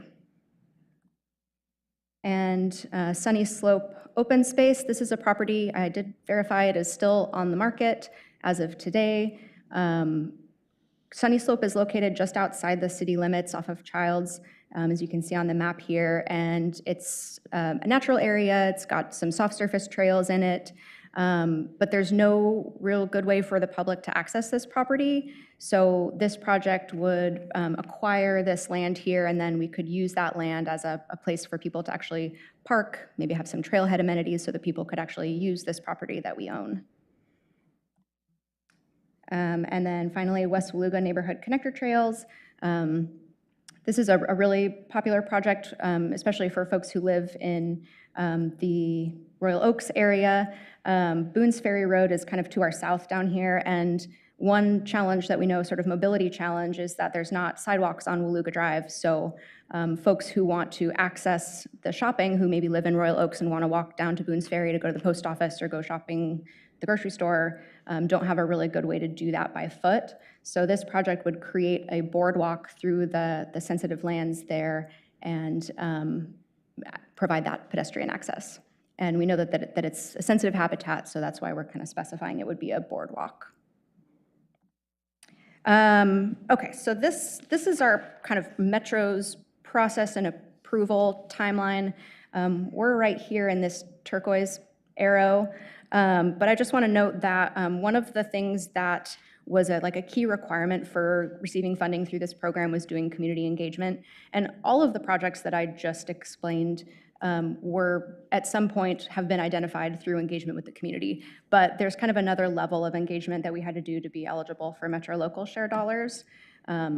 So that's sort of what this smaller, simpler timeline is showing. So they require that we demonstrate that projects were selected through meaningful engagement with historically marginalized communities, and that we are prioritizing projects that were identified by those groups.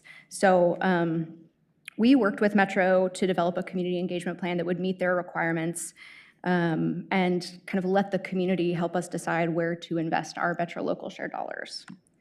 One of the tools that we used for that was focus groups, which are just small group meetings with community groups and community members, more to gather qualitative feedback on what are your priorities, what are your projects, which of these projects do you think is important. We asked about design ideas and just generally to better understand how we can meet the needs of historically marginalized community groups in Lake Oswego. And I'm not going to read all of these to you, but this is just a summary of some of the feedback that we heard. It's also in your packet. But their priorities as far as projects go were things that improve ADA accessibility, projects that are near the Habitat for Humanity affordable housing project or other affordable housing locations, projects that are in areas with a higher percentage of low-income households or that are near Title I schools, and projects that welcome people from inside and outside Lake Oswego, including visitors and people who work here but use our parks. And then they had other recommendations about design and making sure that we're engaging tribal communities in design and interpretive signage and lots of really cool programmatic ideas as well. The other tool that we used was a survey, which was available between June and December of last year. We got over 400 responses.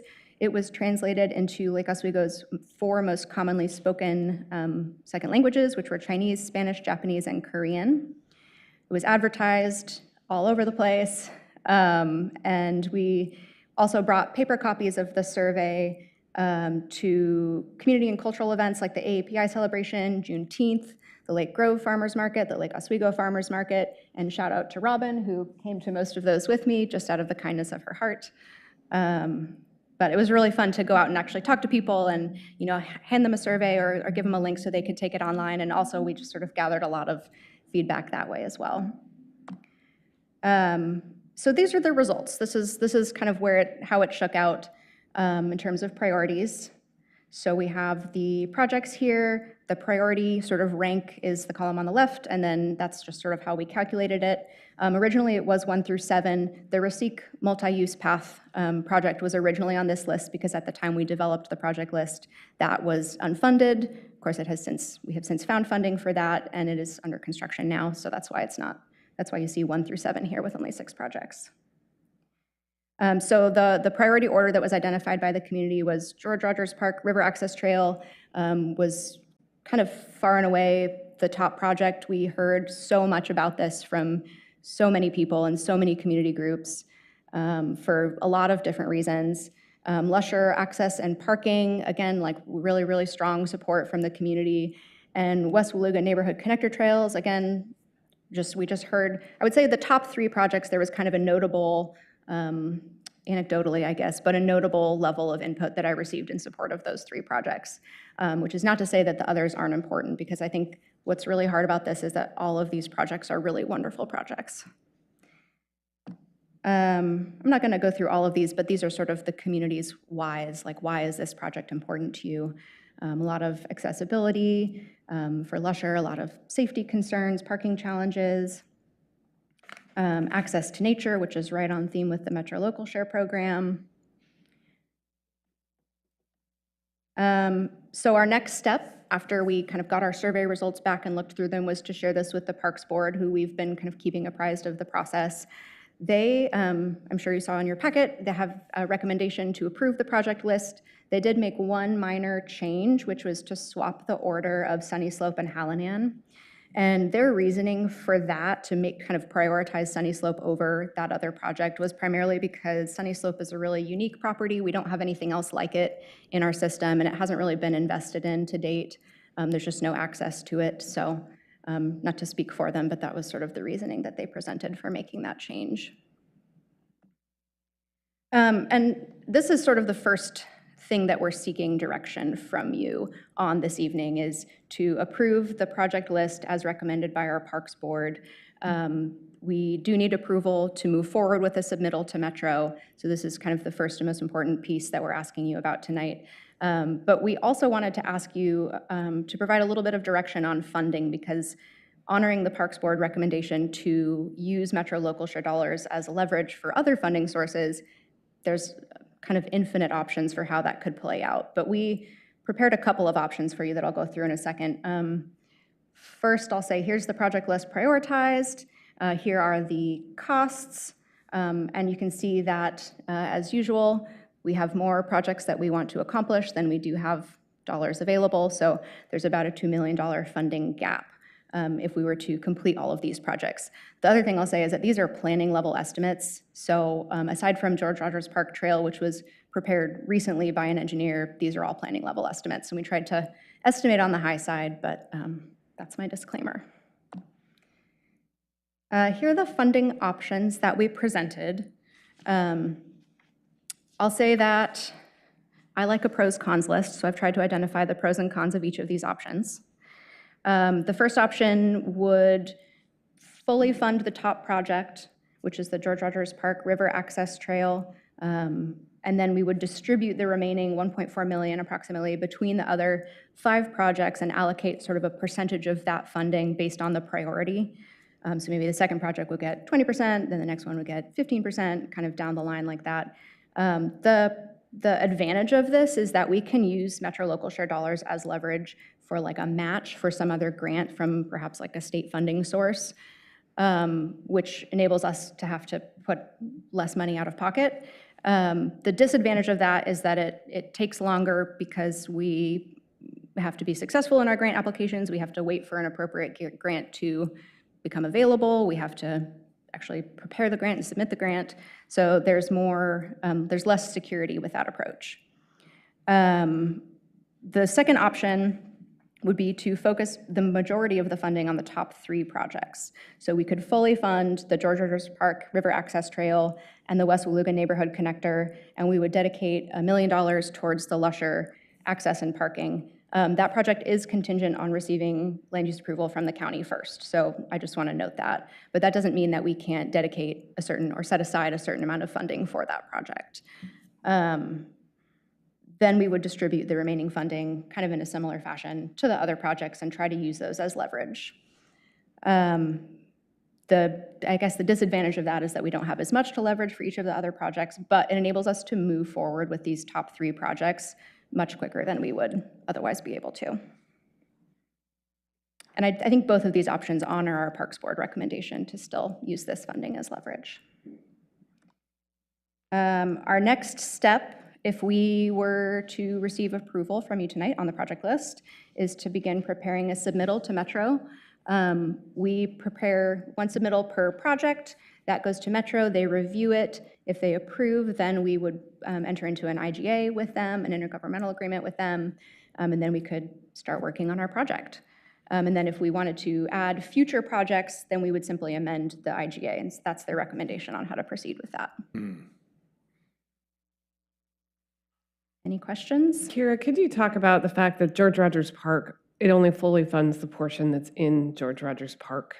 Yep. That there's an additional $230,000 that is on the other properties? Well, and the reason that I sort of have separated these out is because the other portion, so the dotted line that you see here, is not eligible for Metro grant funding. So we would only be funding this portion. But as Martha said, $230,000 is the estimate from our engineer to complete that other portion of trail. And I think if you want to go that direction, we would seek to be able to identify that $230,000 at the same time that this portion was constructed, because it would save us money in the long run to build them at the same time. Sure. Yeah. So we have to allocate all the money, but then we can amend if needed. I just wondered about any contingency. We don't need any with this. I mean, if we come up short with the, well, I know George Rogers should feel. You don't have to per Metro, you don't have to say we're going to give this much to this project right now and this much to this project right now. Our first submittal would likely be our top project, and then we would later amend the IGA to add additional projects as funding is available. Or you could submit, the top 3 if you're confident in those projects, and then amend later to add projects as we identify additional funding. Right. So we understand if like for instance, we have the 3, the George Rogers, Lusher, and West Willoughby. And we know that Lusher is contingent on this county, so we wouldn't submit for that right away because we're waiting for the county, but we'd have it set aside, Correct. Committed. Yeah. Okay. The Sunny Slope, so the Sunny Slope's not in the city. That's correct. Yeah, it's on outside of the city, on Childs. So, talk to us about that. We own lots of parks outside the city. Yeah. Lusher is outside the city. Well, but it's like, it's outside the city. No, but does it belong to us? Yes, we own the portion that's sort of a lighter green shade on your screen. Yeah. And this project would simply be to acquire the parcel that is outlined in orange there. It's on the market. They have approached us about it. It's sort of a natural fit for this park. And what this project would do is create a place where people can actually access this property from, because right now it's an undeveloped county gravel roadway with no parking. I mean, is the remainder share of this local share that would be allocated to Sunny Slope even in the ballpark of what they're asking for this? Yeah. I'm just thinking like if there's other, I mean, again, it's not against this, this, no, but if projects that are closer to where residents live, I mean, nothing against these folks out here, but we're having to pick and choose. Yes. I mean, but again, I guess that's just in the hopper. I'm the liaison to the Parks and Rec Board, and they actually switched it because acquisition, it would be a timely purchase to get it, and then we could deal with it over the long term. I think their concern, and rightly so, is that it's on the open market, and once it's gone, it's gone. And so, whereas Hallinan is still there, and they can, invest money a little later. So their logic was very sound, and I think, and I challenged them. They, as a good advisory board, they said, well, we have to go with what the people told us. And I said, well, yes, you can, but the advisory board is really because you know all the scoop. You're fully informed. It needs to go through your eyes to really kind of see and do it. And so they did have a really good discussion, and that was the one modification. And so, but we still need the money. Oh yeah, the money part. I mean, I guess we always have lists. Well, it's kind of like our. But it's timely, right? CIP. I mean, we have $100 million in things that we want. So maybe tomorrow it's gone anyway. Could be. So it might be a moot issue. I see. They have had difficulty in selling that. I'm not positive, given that it's 5 or 6, that we would ever reach it anyway. Yeah, gotcha. Right. 5 what? We can dream big, Councilor. Yeah, thank you, Yeah, Councilwoman. it's 5. Good information. Yeah, 6. Mr. Mayor, when I look at the list, it all makes sense to me. It's logical, and it has gone through the process. When I look at the 6 projects, yes, those are checked for me, all of them, including the one that we're not able to buy, but it makes sense. It's strategically sound, but not the right time perhaps. But when I look at the other 5 and I look at where can we get most benefit for our money, I see number 2 and number 3 being not only helping the connectivity, the pathways, but also addressing safety concerns that we have had over several years. So those 2, for me, seems to be number 1 and 2, and then George Rogers would be number 3. I do recognize it's part of the path that we want to finish, but I'm looking at where do we get the most return on our investment. Having said that, if we don't have to make that decision right now, these would be the 6 projects that I can fully support. And you like the option 2 of? Definitely option 2, yes. Thank you, Councilor. Oh. I was just going to say 2. Does everyone like option 2? Option 2. Everyone likes option 2. Okay. Sounds like there's agreement on option 2, which is great. It gives the funding to these, especially 2 of these that we can do right now, West Waluga and George Rogers, and sets that important money aside for Lusher, which has been waiting their fair share of time for these improvements. And as we continue to work with the county on the land use out there, well, then we'll be ready to go, which is great. Okay. Okay, do we need to, do we have Move, something? yep. Is there like a thing on here? Move to approve. Yeah, I do need a Oh, yes. motion on the project list approval. Yes, so would someone like to make a motion to? Move to approve the project list as option 2 as prioritized by the Park Recreation and Natural Resources Advisory Board. Thank you both. Any further discussion? All those in favor say aye. Aye. Any opposed? Hearing none, okay, motion passes 7-0. Thank you, Ms. Haggard. Appreciate it. Very good. Thank you to the Parks Board. Thank you, Councilor Winland. You're a good liaison. Okay. You want to take a break? Okay. Yeah, that's a good idea. Quick break, about 5-minute recess, and we'll be back. Yeah, I should take. Almost done. Yeah, it's a good idea.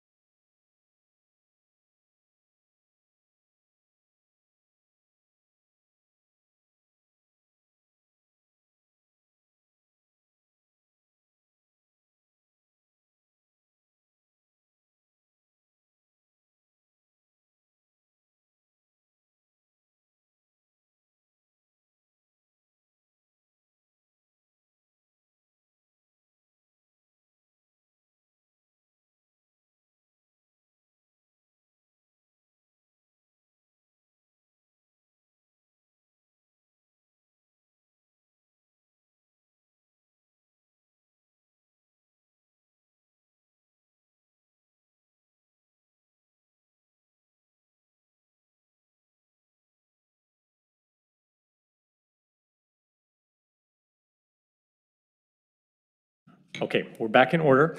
Last item on, well, it's not the last thing, but the last piece of business is the Lake Oswego Parks and Recreation branding project. Joining us is Jan Wertz, Deputy Director of Parks, Robin Krakauer, the Communications and Sponsorship Coordinator, and Tracy Jones, and Jana Kopp of Swell Collab. Please come on forward. Great to have you all here this evening.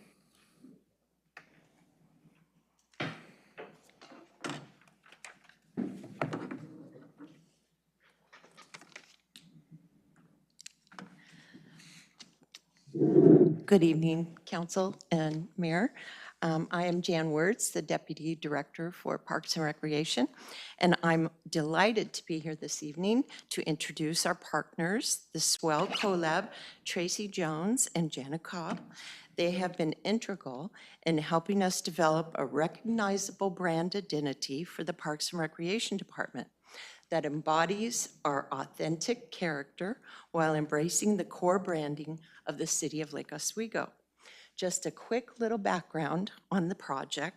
We started the process last fall with an internal committee after gathering facts about our department and looking into the future, which holds many new changes for us, including new facilities, staff, programming, and procedures. We needed to come up with an innovative approach to telling the community who we are and what we do with a visual design and a marketing strategy. So we put out an RFP and we received 10 responses, and we went through the evaluation process, and we are happy to be here this evening with this amazing group of branding experts. Here are some Swell highlights. They have decades of experience in working across many different industries. They custom build solutions with best practices to develop foundational, solid strategies for raising brand awareness with a human-centered approach. They're team-focused and work within our outlined goals and align with the city of Lake Oswego. They are strategy-oriented and present authentic and relatable messaging through their workshop process. They will help us develop the materials for our department to stay unified and build trust within the community. They are also a woman-owned COVID certified agency. Please welcome Tracy and Jana as they take you through the process of getting to where we are today. Thank you. Thanks, Jan.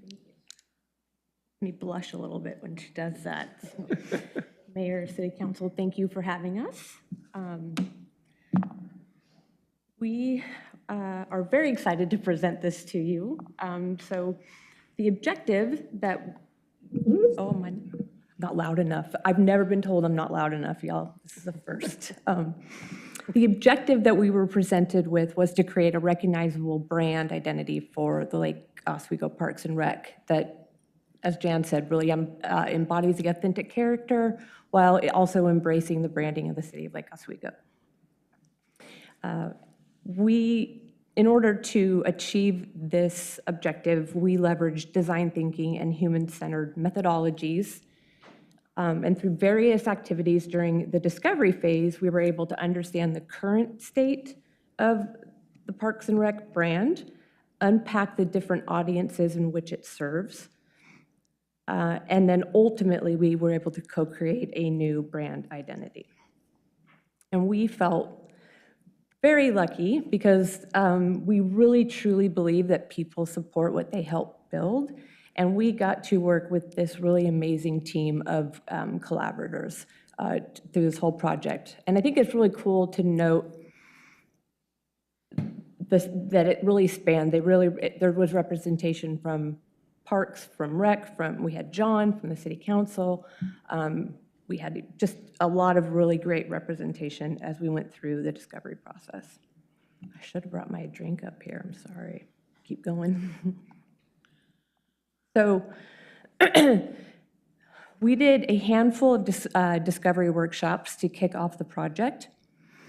The first one was an alignment workshop. And so after our team reviewed a bunch of, thank you. Really appreciate that. Onboarding material that Robin supplied. We read through the two most recent parks plans, a whole bunch of survey results. It was really a really thorough onboarding. It was really appreciated. So we did our first workshop to kind of go through that foundational information, make sure that we were all aligned on the project objective and the goals. We did a little bit of some current state just exploration, like where are we at right now, and then we did a little bit of some future state visioning. Then the next workshop was our external audience workshop. So this workshop was really so that we could understand the community that Lake Oswego Parks and Rec serves. We really wanted to understand the unique selling proposition that they offered, the key differentiators, and really just try to gain clarity on the unique characteristics of LOPR, their offerings, and how each target audience kind of saw those different offerings.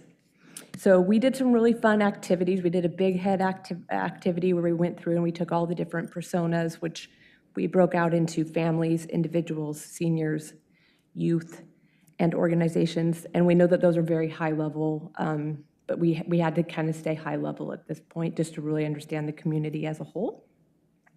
So we unpacked the mindsets of each one of those. We really dug into what they cared about. We wanted to understand kind of what they were thinking and feeling and hearing and saying and doing. It's a really fun exercise to really truly understand these individuals and these groups. And then we outlined the key differentiators and the unique characteristics that served those different personas. And then we did a brand workshop, which was to create clarity on the brand, really to help understand a brand hierarchy just in general. What is a brand and what is a hierarchy and what does that mean? So that we could then create an ID that would be cohesive and aligned to the approach that we wanted to take for LOPR. So we went through the brand hierarchy overview, we went through best practices, we established the current state of the brand, and then again, we dove in even deeper into the desired future state. And here are some pictures of these really fun activities, and it was really great. They were all analog, we all had our computer shut down, and there was just, like I said, the group that was, the stakeholder team was just so involved and really participatory, and it was great. We learned a lot. So the current state. So Were we scattered or what? Yeah.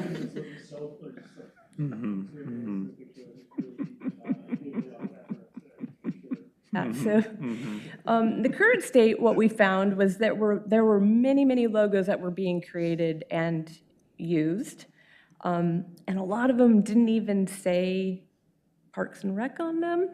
So you can see in here that some of these are like you'll see that there's the sheriff logo and there's the fire logo. We really were just getting the whole kind of landscape of logos that were being used. But what you can really tell by looking at this was that it was very scattered and siloed. There was really no cohesion, and they were inconsistent and inconsistently used. So we netted out that we were in a very scattered and siloed state. And so if I could just add too, this was creating a lot of confusion within the community, as you could imagine, because not only did the community members not understand what Parks and Rec were responsible for, but here Parks and Rec is working so hard to offer such an extraordinary spectrum of offerings to its community members that they also just weren't getting the awareness that they deserved. So it was kind of a twofold challenge that we were faced with in terms of uniting around a cohesive brand identity. So we decided we would like to be more hub and spoke, to do all those things that Janet just said, to really make sure that there was the awareness, there was a cohesion, and that we were aligned. And so we then moved into an exploration phase. And so we had another workshop, a lot of workshops, y'all, where we explored the desired brand aesthetic. So when we were doing this, we really wanted to make sure that we were considering a whole lot of things. One being the city brand, right? We wanted to make sure that everything felt cohesive when it was with the city brand. Additionally, there was branding when it came to signage. There was high school branding and signage. And then you have your other departments. So we wanted to consider all of those things. And then we did some exploration, and we just wanted to see, like, what are other cities doing, cities and parks, and how do those look? So you can see we have Tigard and Portland and Bend here. And then we had, this is a little bit of an abbreviated board from our workshop, but we had a bunch of different mood boards so that we could kind of get a sense of like where we wanted to go with the brand, the general look and feel, the colors and fonts. And so we went through all of this, and we entered into just like a high-level concept phase. And that was originally really just kind of drawing in like all the different elements that represented Parks and Rec. This was really quick. These were just these high-level concepts, and then we moved on into the evolution phase, where we took the feedback from those concepts, and we refined them and we elevated them. And what we were tasked with was to explore additional directions that felt a little bit more conceptual in nature. So this was our next round of logos, and you'll see that the first one was definitely the evolution of the ones before. So you can see the hand and the bench and the trees and all of the different elements that represent all the connected spaces of Parks and Rec. Then we had more of an abstract option that was, really kind of allowing people to see what, I'm going down, by the way, which, just so you know, but so they could see what they wanted to see, whether it was a butterfly or a flower or stained glass to a connected system. Then in the upper right, we took a little bit more of an artistic lens on this to really represent natural areas and how the parks play host to these vibrant communities full of life and growth and unexpected beauty. And then finally, in the bottom right, we took a simple but really symbolic approach to the logo, which is utilitarian in use, but really still representing Parks and Rec through leaf-like shapes and custom lettering. So from there, where we landed was here with this logo, which is a refinement of the one on the previous slide.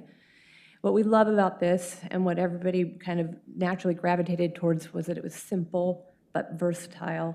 It was really adaptable, so it could be used in all different kinds of efforts, social media, print, photography facilities, all the different uses. It was really balanced, so it's utilizing a nice modern sans serif font for the Lake Oswego, but then it's coupled with this really beautiful hand lettering serif font. So it has a nice balance to it, and it's custom. So that Parks and Rec that you see it's not a font. It truly is a hand-drawn thing, so you won't see that anywhere else. And there's some nice symbolic things here. So you can see that there's the beautiful outer shape that looks like a leaf, or it could be a drop of water. There's the internal leaf, but there's also just some really fun other little shapes in here that you might see, from slopes to a connected system to the little tail of the K kind of looks like a slide that you might see in a park. And so then here is the full set, if you will. So that you have your color version and then the two black and white versions. You have your two primary colors down below, which it's an aqua, and then it's a really dark green. I'm not sure how it's showing on everyone's computer slides. And then we added a pretty extensive secondary color palette to allow creativity in all the different programs and Parks and Rec and all the different things, events that they do. And so then instead of a tagline, a static tagline, we decided to go more with this kind of living and active system set, which you'll see off to the side there. So it's go, LO as your most generic high-level one, but then these really active words like go hike, go learn, go explore. These could be used as wayfinding, for example, in the activities guide that comes out, I think, quarterly maybe? Seasonally. Seasonally. But they can be used in a whole lot of different ways to really help kind of connect all of the things and all of the offerings that Parks and Rec provides.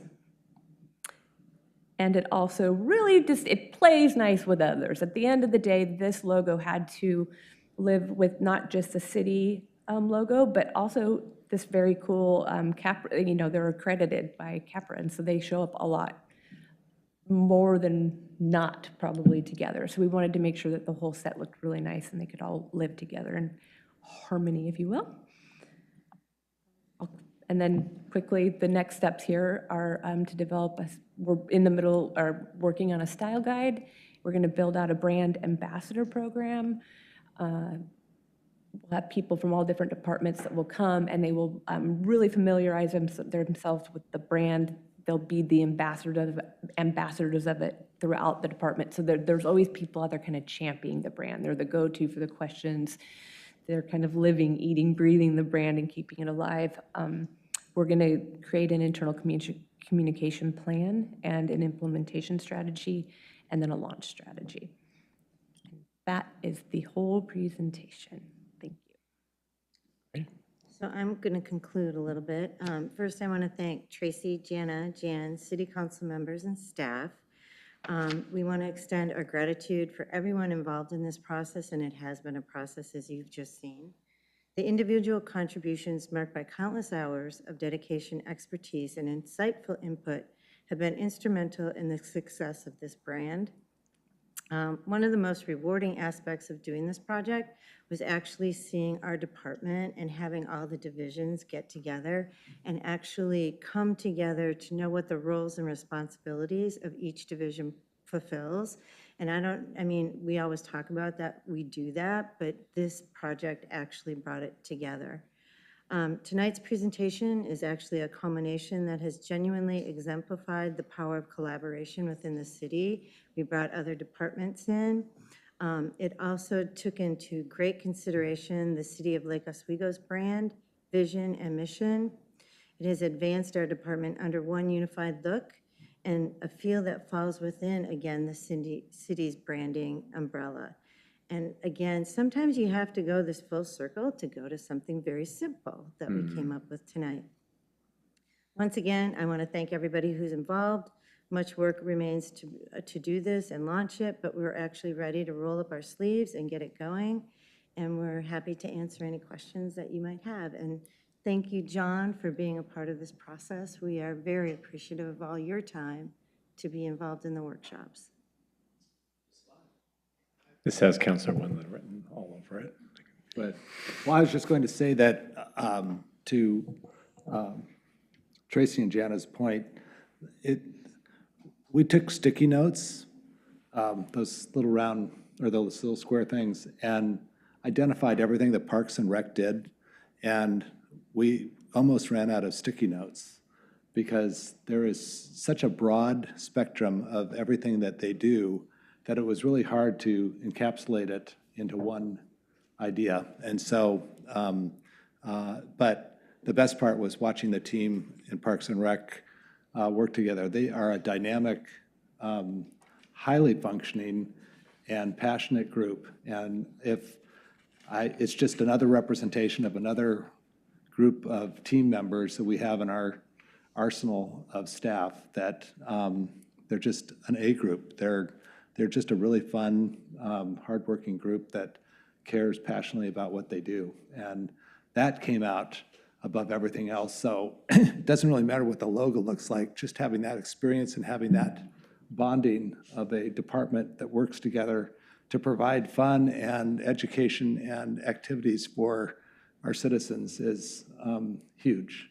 And it will take a little while for you to get the logo, but believe me, after you sit on it, we saw that it was circle first, and I will say they took a pretty dynamic step forward to say, when you put too many circles together, it looks boring and not branded correctly. And so they had the gumption to change it, and I think And the whole thing is playing nice with others. When you put this on all the stuff that we put together, it's going to help identify it. And we'll start to build a brand instead of, I think, every person had their own art department whenever they had a project and made a new brand.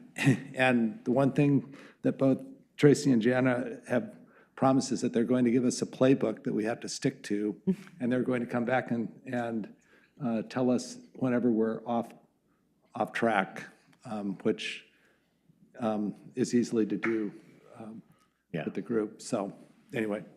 Thank you for your work on the project, Councilwoman. You represented us well. Councilor Afghan.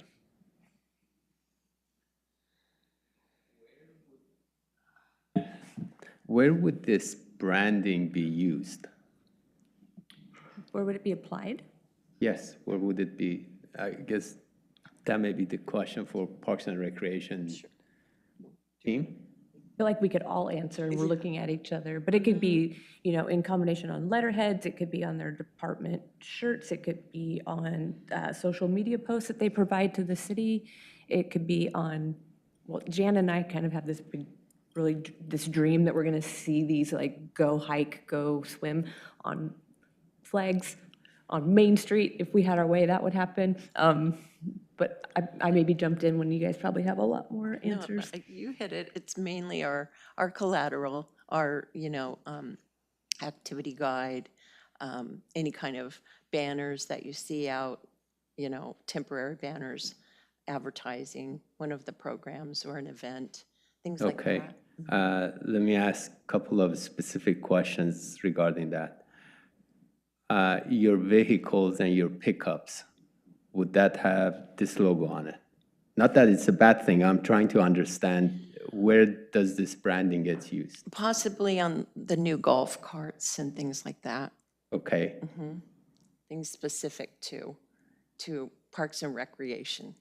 Okay. And if I go to one of the parks we have that right now has the City of Lake Oswego, is it going to have the new branding? On the sign, not Yeah. on the signage. The signage Okay. is Okay.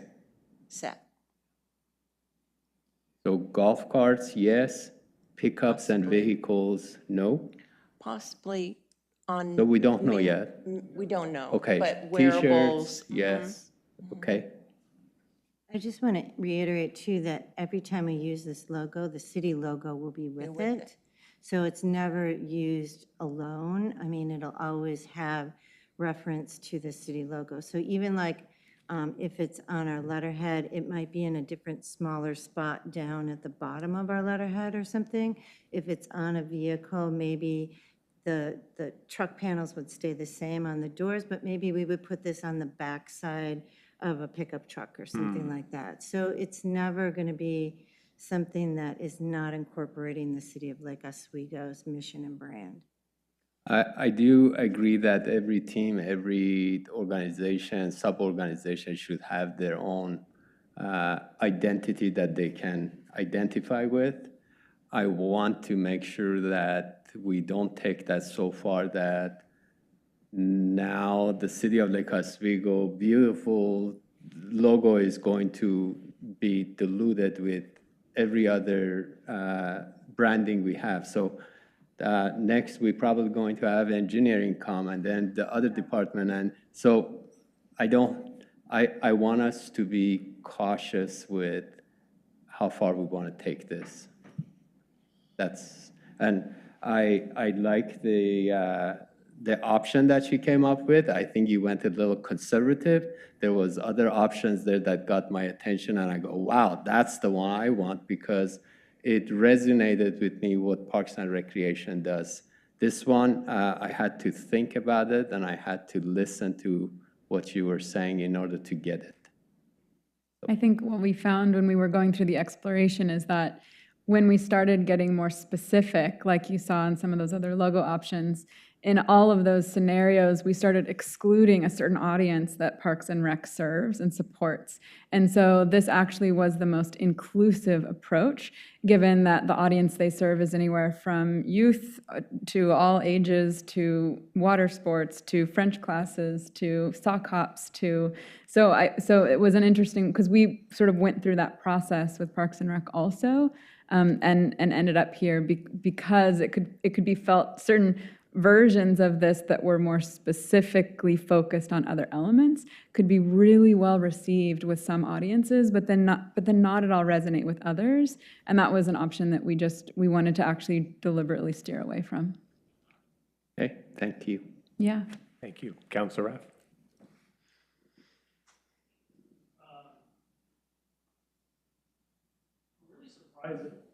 I wasn't asked to be involved in this, considering I spent 20 years at Nike in brand marketing. I was thinking the same thing.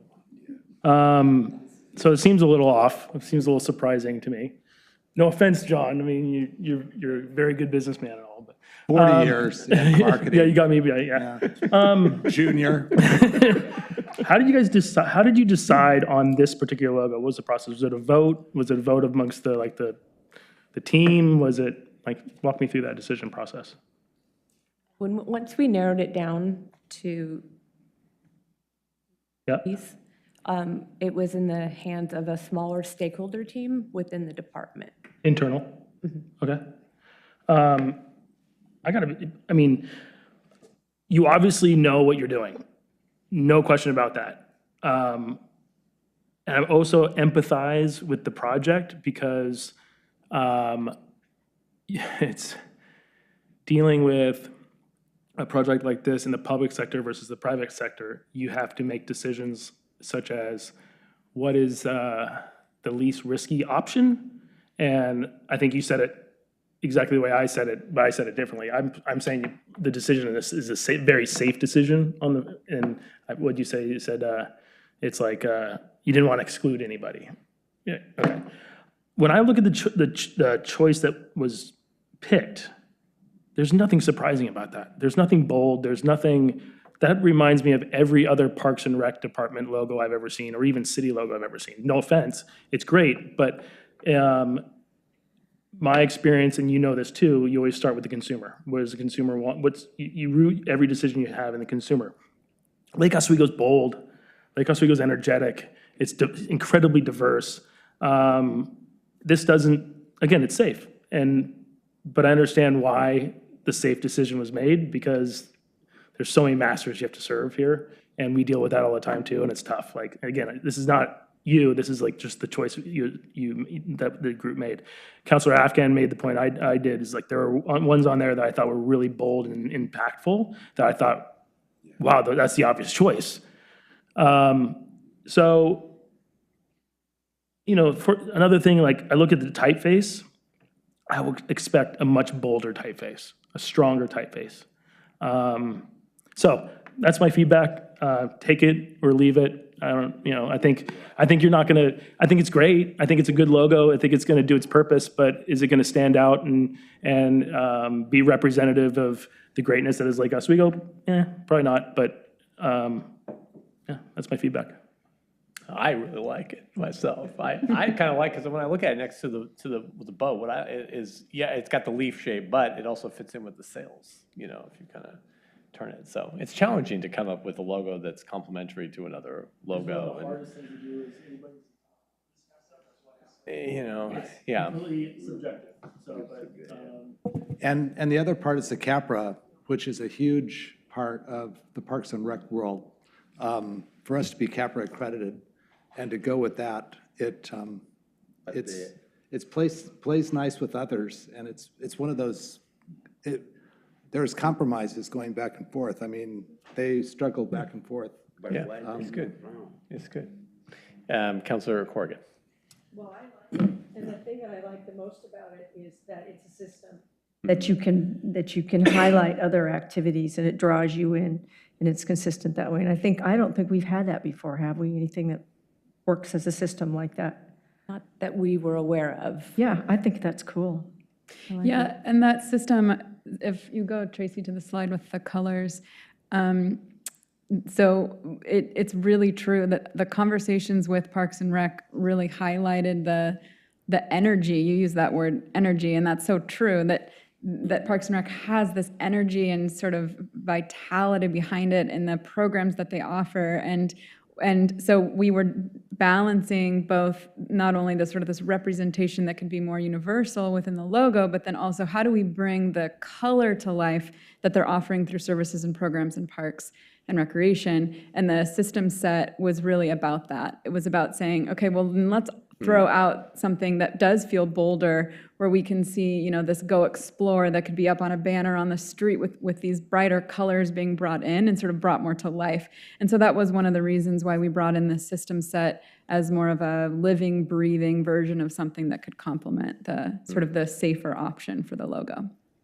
But what? Excuse me. Oh, have oh not no, been I thought it recognized. was me. Because I just wanted to add on to that. I think with Parks and Rec in particular, you know, the energy of the department is derived from the interactions between the people who participate in all these activities, all the connect. I mean, Parks and Rec is more connect. I want to say more connecting than anyone, but they do so much connecting within the community, and they with the wide variety of services to the community, from, you know, really working with the senior community to natural areas to active recreation and more. You know, all of those people that they bring together provide so much energy and vitality that it's like you don't need the logo to be in that, you know, because it's provided through the work that they're doing, you know, themselves. So I kind of like that the logo's there, because you need something, you know, to identify them, but it's the work, you know, that's important, and these two and Director Anderholm and his team do day in and day out. So I think it fits well. But I'm sorry, Councilor. And Councilor Afghan, did you accidentally hit your call button again? I was going to make a clarifying statement, Mr. Mayor. Oh, okay. Should I? Or should I yes, wait? and then we'll have Councilor Boop say something very positive. I wanted to clarify what I said about you may have gone a little conservative on the logo or on the branding. Honestly, my thinking process is it doesn't matter what I think. It matters what energizes the Parks and Recreation organization, what they feel, and how much they would want to take their mission forward, and what they identify with and what energizes them. So if that is the one, I'm 100% behind it. But if they want to go bolder, they also have my support. So it's about them, not about my opinion and how it excites me. So clarifying statement. Thank you. Thank you, Councilor Afghan. Okay, Councilor. Yeah, no, yeah, me, like, I think, you know, you did a wonderful work, honestly. You know, like going all the way, and I like Councilor Raff said, it's subjective. Art gives form to some style, and everybody has a style. I don't like it, you know. I think we can do better than this. Like because branding, we should brand, like look at the logo of Lake Oswego, like the city. And if you want to do a branding, I'm not honestly a marketing guy. You are the specialist, but me, my point of view, in branding, you look at this thing, you say, wow, why would it stands out? That's the boldness. So people who say it's not bold, I think it's not true. This is bold. You have two circles and you have a leaf there. That's bold. That's really saying that I'm challenging the grand narrative that's always around. So this is bold. I like that. But you did. You're talking about the Lake Oswego logo? Huh? You're talking about the Lake Oswego logo or No, the park logo? no, the park logo. Honestly, it's bold compared to, because all the logos in the city are round. They're the only one that stands out. Say, no, we don't want to do like the police. We don't want to do like the fire. We don't want to do like the city. We want to go as a leaf. So, which represent the environment, the trees, you know, life itself. But there's also another circle, the circle of life. That's why you made very beautiful logos in your things. And that's where it's subjective. I would have taken like the one with the sun, the chair, you know, I'm very traditional. That one, it would stand out. It's beautiful. It's like, go hike, you see it. Go to there was the forest, the sun, you have everything, the bench to recreate. Yeah, this one, I mean, I would take that one. But I applaud you. This is a, you know, big job, and it's bold. It's really bold, like you go. But I would take the round one, the first one on the thing. That's okay. Yeah. Such a fun activity, because we love all of them. Yes. Right? Yes. So they all have a different perspective, and they all kind of center differently on the community.